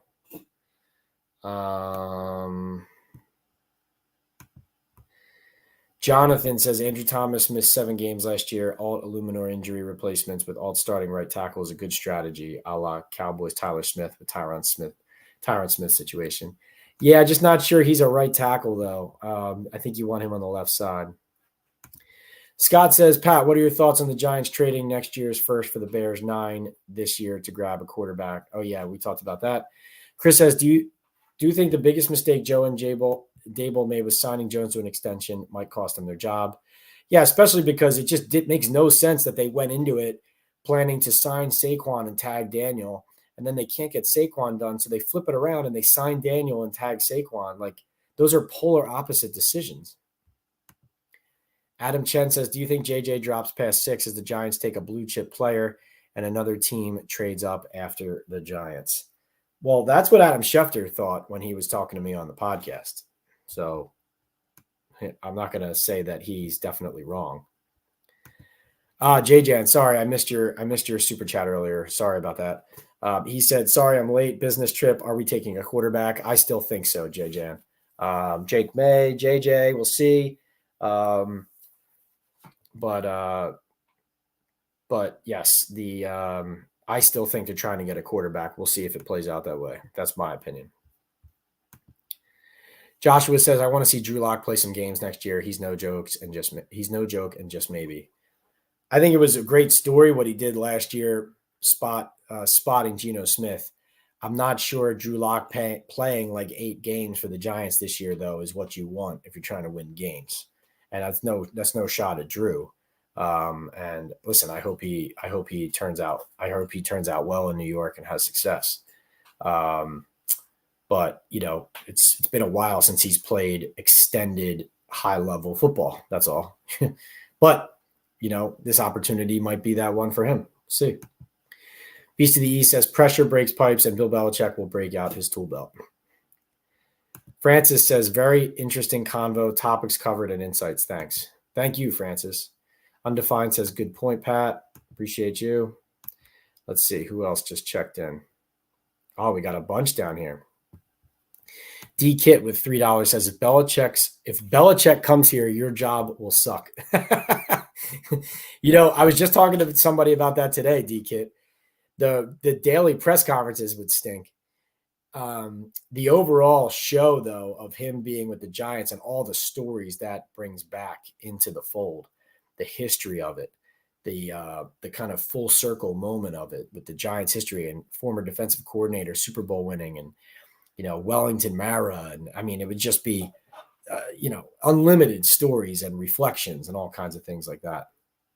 So maybe the daily grind would be tough, but plus, like I've gotten to know Belichick a little bit. He's not. A lot of what he does is an act. That's what I would say. J Jan says, Pat, you the man. You too, J Jan. Any ideas on CB2 or is Tay CB2? I don't know specific veteran names yet. I know Trevor, when we did our Giants mock, on the podcast and for the Daily News, he gave them Kyrie Jackson from Oregon in the second round if they were to take one at pick 47. So that's just an example of the type of player they might select who might fit them based on PFF's lead NFL draft analyst. But I don't have any guys there zeroed in on in the veteran market. Sorry. I'm trying to get to that, though. Let's see.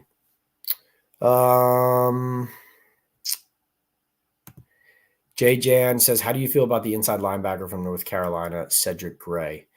Need to do more homework on Cedric. Not gonna lie, Jay Jan.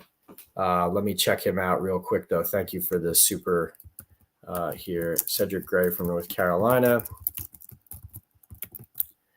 Oh, while I'm looking him up, one interesting thing to me was Joe Schoen mentioned today that not only is it a deep receiver draft, he also said it's a receiver draft of guys who aren't all just receivers. He said there are some guys who are receivers and also have return flexibility.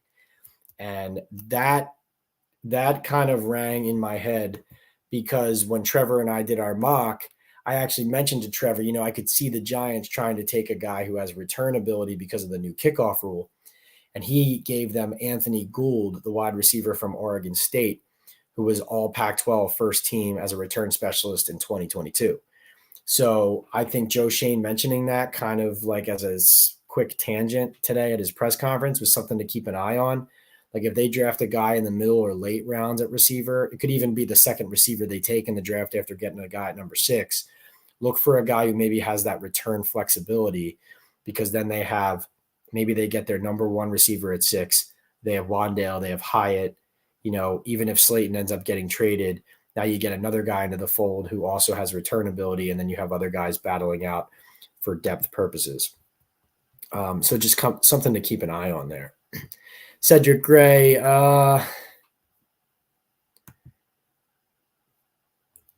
you know what? I'm gonna need to do more work on him, JJ. And I apologize. I don't have a better answer for you on him. I will say that I do think the Giants, even though we're not talking about it a lot here, and it's not a premium position, let's say, the inside linebacker position, I think, is something that the Giants need to add one more player to, ideally, for this coming season, because even though Bobby's really good, and that is looking like a great free agent signing by Joe Schoen, and even though Micah McFadden has shown some good play in flashes, I think McFadden needs to work on those missed tackles.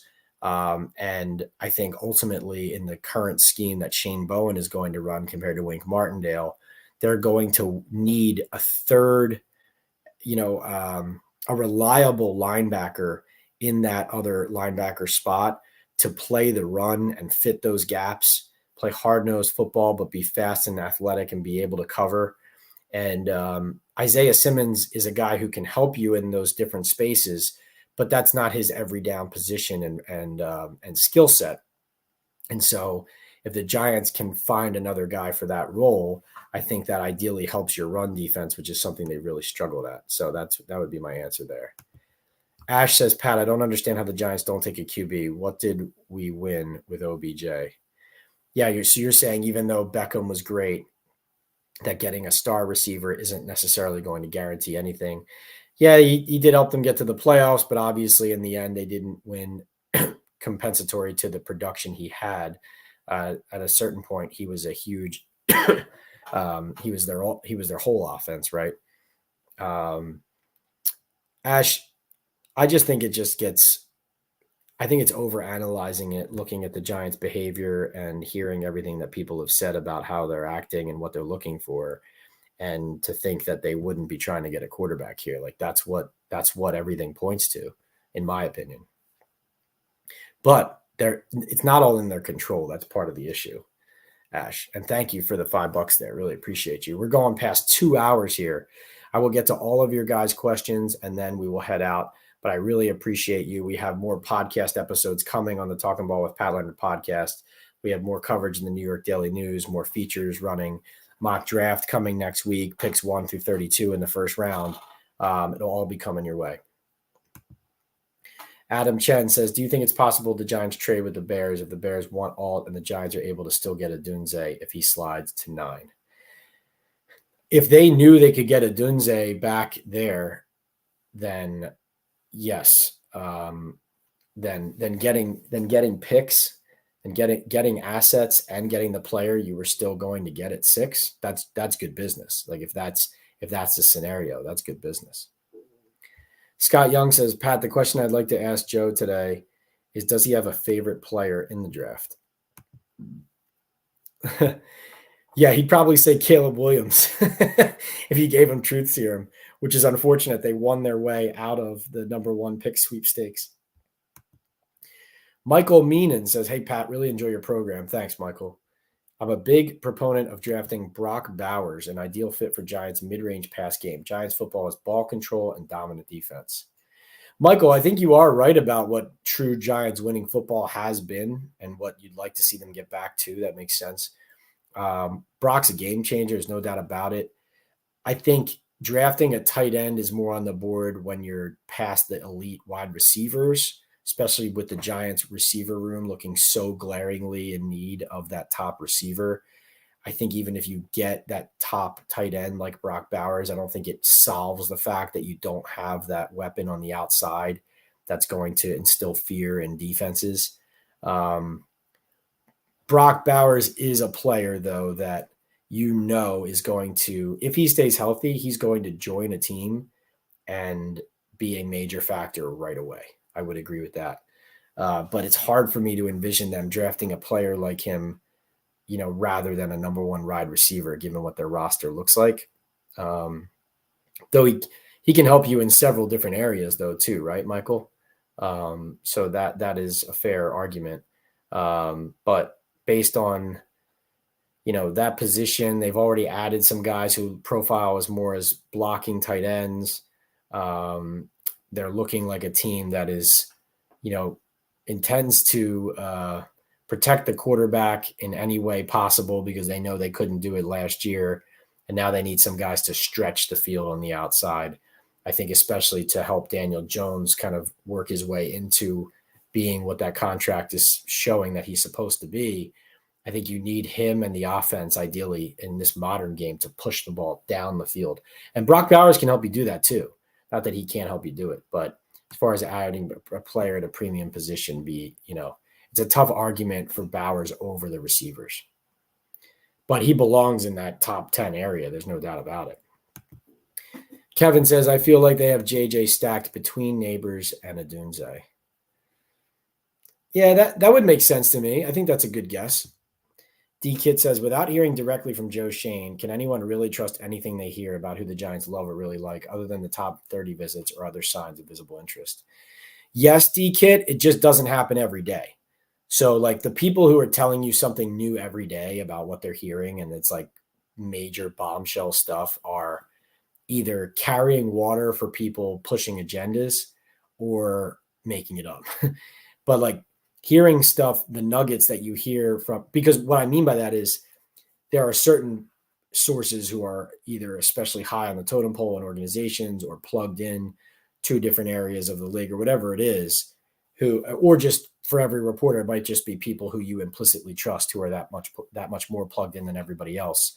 And their go-to who, close to draft time or close to the playoffs or close to player injuries or whatever it is, who, when you reach out to them on that, they're on it and they have it, right? So I guess to your point, D-Kit, people who represent that they're always getting those kind of blockbuster info, that's hard to believe. John Kirk says, I can see trading up for Drake May and giving up next year's first round pick. I can't see trading up for J.J. McCarthy and giving up next year's one. That's crazy. Yeah. John, I don't think that's an unfair statement. But again, I'm not like the draft expert, right? Like the guy who watched every college game and, I go to experts and talk to, GMs and coaches and players and agents and people in the league who know more about these prospects than I do while I also do my evaluations. And so I can't sit here and tell you this quarterback's going to be good and this quarterback's not. I'm not going to present myself like I know. And, listen, as we've seen over history, these GMs who are making these picks don't know half the time, right? They're taking swings on their best information, but a lot of times they're wrong. So nobody truly knows who's going to work out, who's going to be elite, who's not, all those things. So I can't sit here and say J.J. McCarthy wouldn't be worth that, because if the Giants felt like he absolutely was, then I would say, go make that bet on the player based on your best information, right? And if they're right, it's a home run. If they're wrong, cost them their jobs, right? and those are the stakes in the NFL. But I do agree with you in theory that it feels like Drake May is that was me closing my eyes and like working it out in my head, like kind of the permutation. Drake May is more the trade up guy, I do think, than JJ at this point, based on what I've heard more recently. But, again, things start swirling and then you start to say, should I even be listening to any of this, right? It's all this conflicting information is just, it's doing more harm than good. Francis said Shane has to keep his cards close to the vest. Super Unknown, good to see you. Beast of the East says we invested in free agency in the offensive line. CGC says Matt on the UConn O-line. Did Matt Parrott teach you nothing? Right. Michael says, hey, Pat, please forgive me, but how do your listeners pay you? Thanks. Michael, there's a feature called the Super Chat or Super Sticker that should be under this live chat as we go that you can access and you can put money onto that and it pays into this live chat. You could also just do it onto the channel. It doesn't have to be during the live chat. You could just do it on the YouTube channel and pay that way. I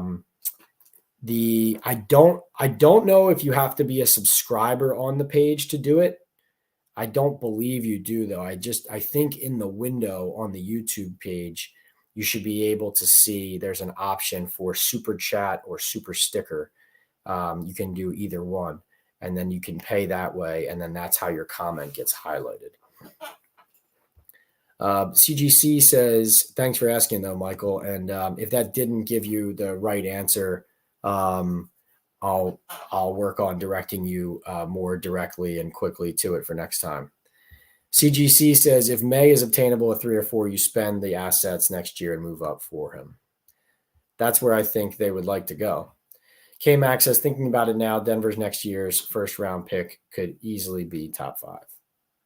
D-Man says, Giants don't need a quarterback. I'm tired of the false narrative against Daniel Jones. He's a winning quarterback. He's shown it for a long time. Stats don't tell the whole story. All right. A Daniel Jones stan. There we go. Scott Young says, what are your thoughts on the question being asked about Darren Waller and letting him take his time to make a decision to retire? Yeah, Scott, one thing I need to look into right now is I'm not sure if waiting for him to be a June 1st retirement is something that would save them money. I need to look into that more because if they could save more money by him waiting until after June 1st to actually make it official, then that would make sense why they're dragging this on. But obviously other teams have had players retire earlier, and if they had to just wait to recoup money, they could have done that too. So I don't necessarily think that's the case, but it's confusing to me why this hasn't been resolved by now. I know they're giving him his space and talking to Drew Rosenhaus, an agent, and giving him his space, but it's a very strange situation. But, doesn't strike me as the type of situation that leads to a player playing, but we'll see. Yeah, you would like a decision before the draft, Scott. D-Man says, Justin Herbert gets defended for bad coaching. DJ had that. Burrow gets defended for terrible O-line. Jones O-line was worst. Burrow and Herbert had elite weapons around them, unlike Daniel. The elite weapons thing is true. Listen, Joe Burrow is extremely accurate and makes big-time throws in big-time spots and also took his team to a Super Bowl. So don't think that's really I don't think that's, they're not in the same class. And then Herbert just has capabilities that Daniel Jones does not, even though Daniel is very athletic and has made some plays. I like Daniel. I'm not a Daniel hater. I've said this before in this chat. My opinions and information and what I have put forth in these chats is based as much on what I hear the Giants think of him and want to do as much as anything. And also, it just comes a point in time, guys. It happens in NFL all the time. When general managers inherit teams with players, especially with a quarterback that's not theirs, if he's not a star, you got to go try to draft your own star quarterback, or else you're not going to have a job soon. And I know they paid him after that one season, but that doesn't mean you make the same mistake twice if you think it was a mistake. D-Man says, please no diss towards Hyatt. P.S. No diss towards Hyatt, Wandale, and Slayton. Wait, so he doesn't have elite weapons, but no diss to the guys he's been throwing to? Undefined says, if people are going to bag on Dave Gettleman, why not put the blame on the beginning of the downfall? Jerry Reese. Shots fired, Jerry Reese catching a stray. D-Man says, something needs to be said that just because of the Giants draft a quarterback this year, it doesn't mean Dable and Joe's jobs are saved. I'm tired of hearing that. Pat Shermer was fired after we drafted Daniel Jones. That's right, D-Man. That does not mean their jobs are saved if they draft a quarterback. Simeon says Belichick should be biding his time for those jobs. Dable needs to be looking over his shoulder. That's for sure. Agree. Molly Mall says much love and respect. Stevensko says, tired of these beat reporters acting like Dable is anywhere close to being fired. Tisch would be a moron if he let Mara fire Dable for Bill Belichick. Well, Steven, I would say, pay close attention to everything that happened last season and how it ended and Dable's role in it, and understand that there are consequences to those types of things for sure, and that you are very much being watched closely as a head coach when you are overseeing a disaster like that. And by the way, what a performance by Mike Kafka the other day at that press conference. I love working with Dable. I don't care if I call plays or not. I mean, holy cow, what a performance by the Giants offensive coordinator who isn't going to call plays. I mean, that was amazing. D-Man says, thank you, Pat, for answering and acknowledge everyone and everything. And I do get heated. I'm very passionate about the Giants, just like you and all the fans. Thank you. Go Giants. Have a great night. Thank you, D-Man. Thanks for participating, man. Really appreciate it. Ash says, Pat, really enjoy all the work you do, but I can't understand how the Giants cannot draft a quarterback. What do we win with OBJ? Yeah, no, I appreciate that insight. D-Man says, P.S. I'm a huge Notre Dame fan. Anything on Audric Estime? I saw that report that he visited with the Giants. That was interesting. Excuse me. Really hard runner downhill. Fits that mold of if they're going for an early down back to complement Singletary. Isaiah Davis from San Diego State was a guy that Trevor Sikkema gave to the Giants in the 4th round of the mock draft I did with him recently. Kind of fits that early down mold if they go that route for sure. Go Irish, by the way. Let's see. MK says everything that Joe Shane said about quarterback was all smoke. Francis says, what's your forecast for Brandon Brown's future? I don't know. I mean, he needs the Giants to do better on the personnel side to continue rising. Obviously looks like a rising star in the business.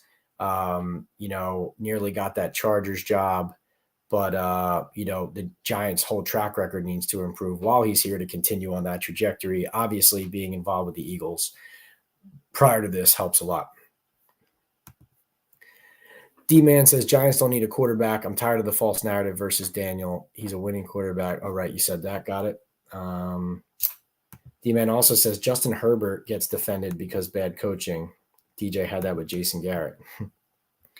Big Dash, what's up? I need to hit the notification bell because I did not know you were live, Pat. Big Dash, all good. Yeah, I know I skipped on Monday. Took a couple days away to take a breath before the draft. But pretty much you can count on me live Mondays and Thursdays, 9 p.m. Eastern, unless I say otherwise. Also, always just set the notifications too on Twitter, YouTube, like you said, but also even on Instagram or TikTok, if you're on TikTok, because on the days that I'm running the chat, I do a post for it, and I put that out there as well. So even if you don't have the notification up for YouTube, you can, if you're following me on any of those platforms, I'll pop the reminder there as well.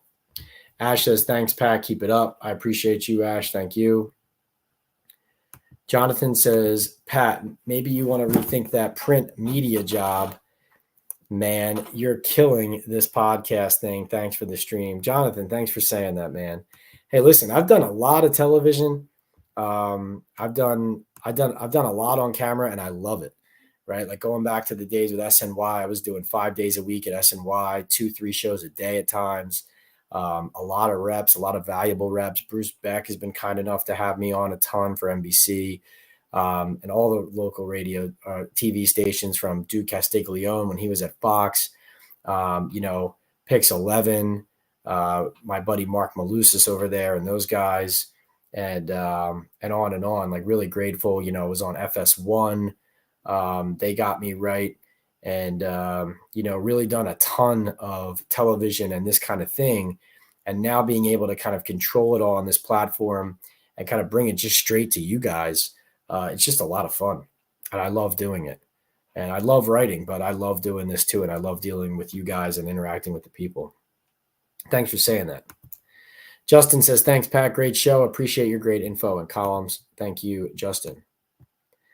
Simeon says, what is he drinking? Only water right now, Simeon. Only water. Hate to disappoint.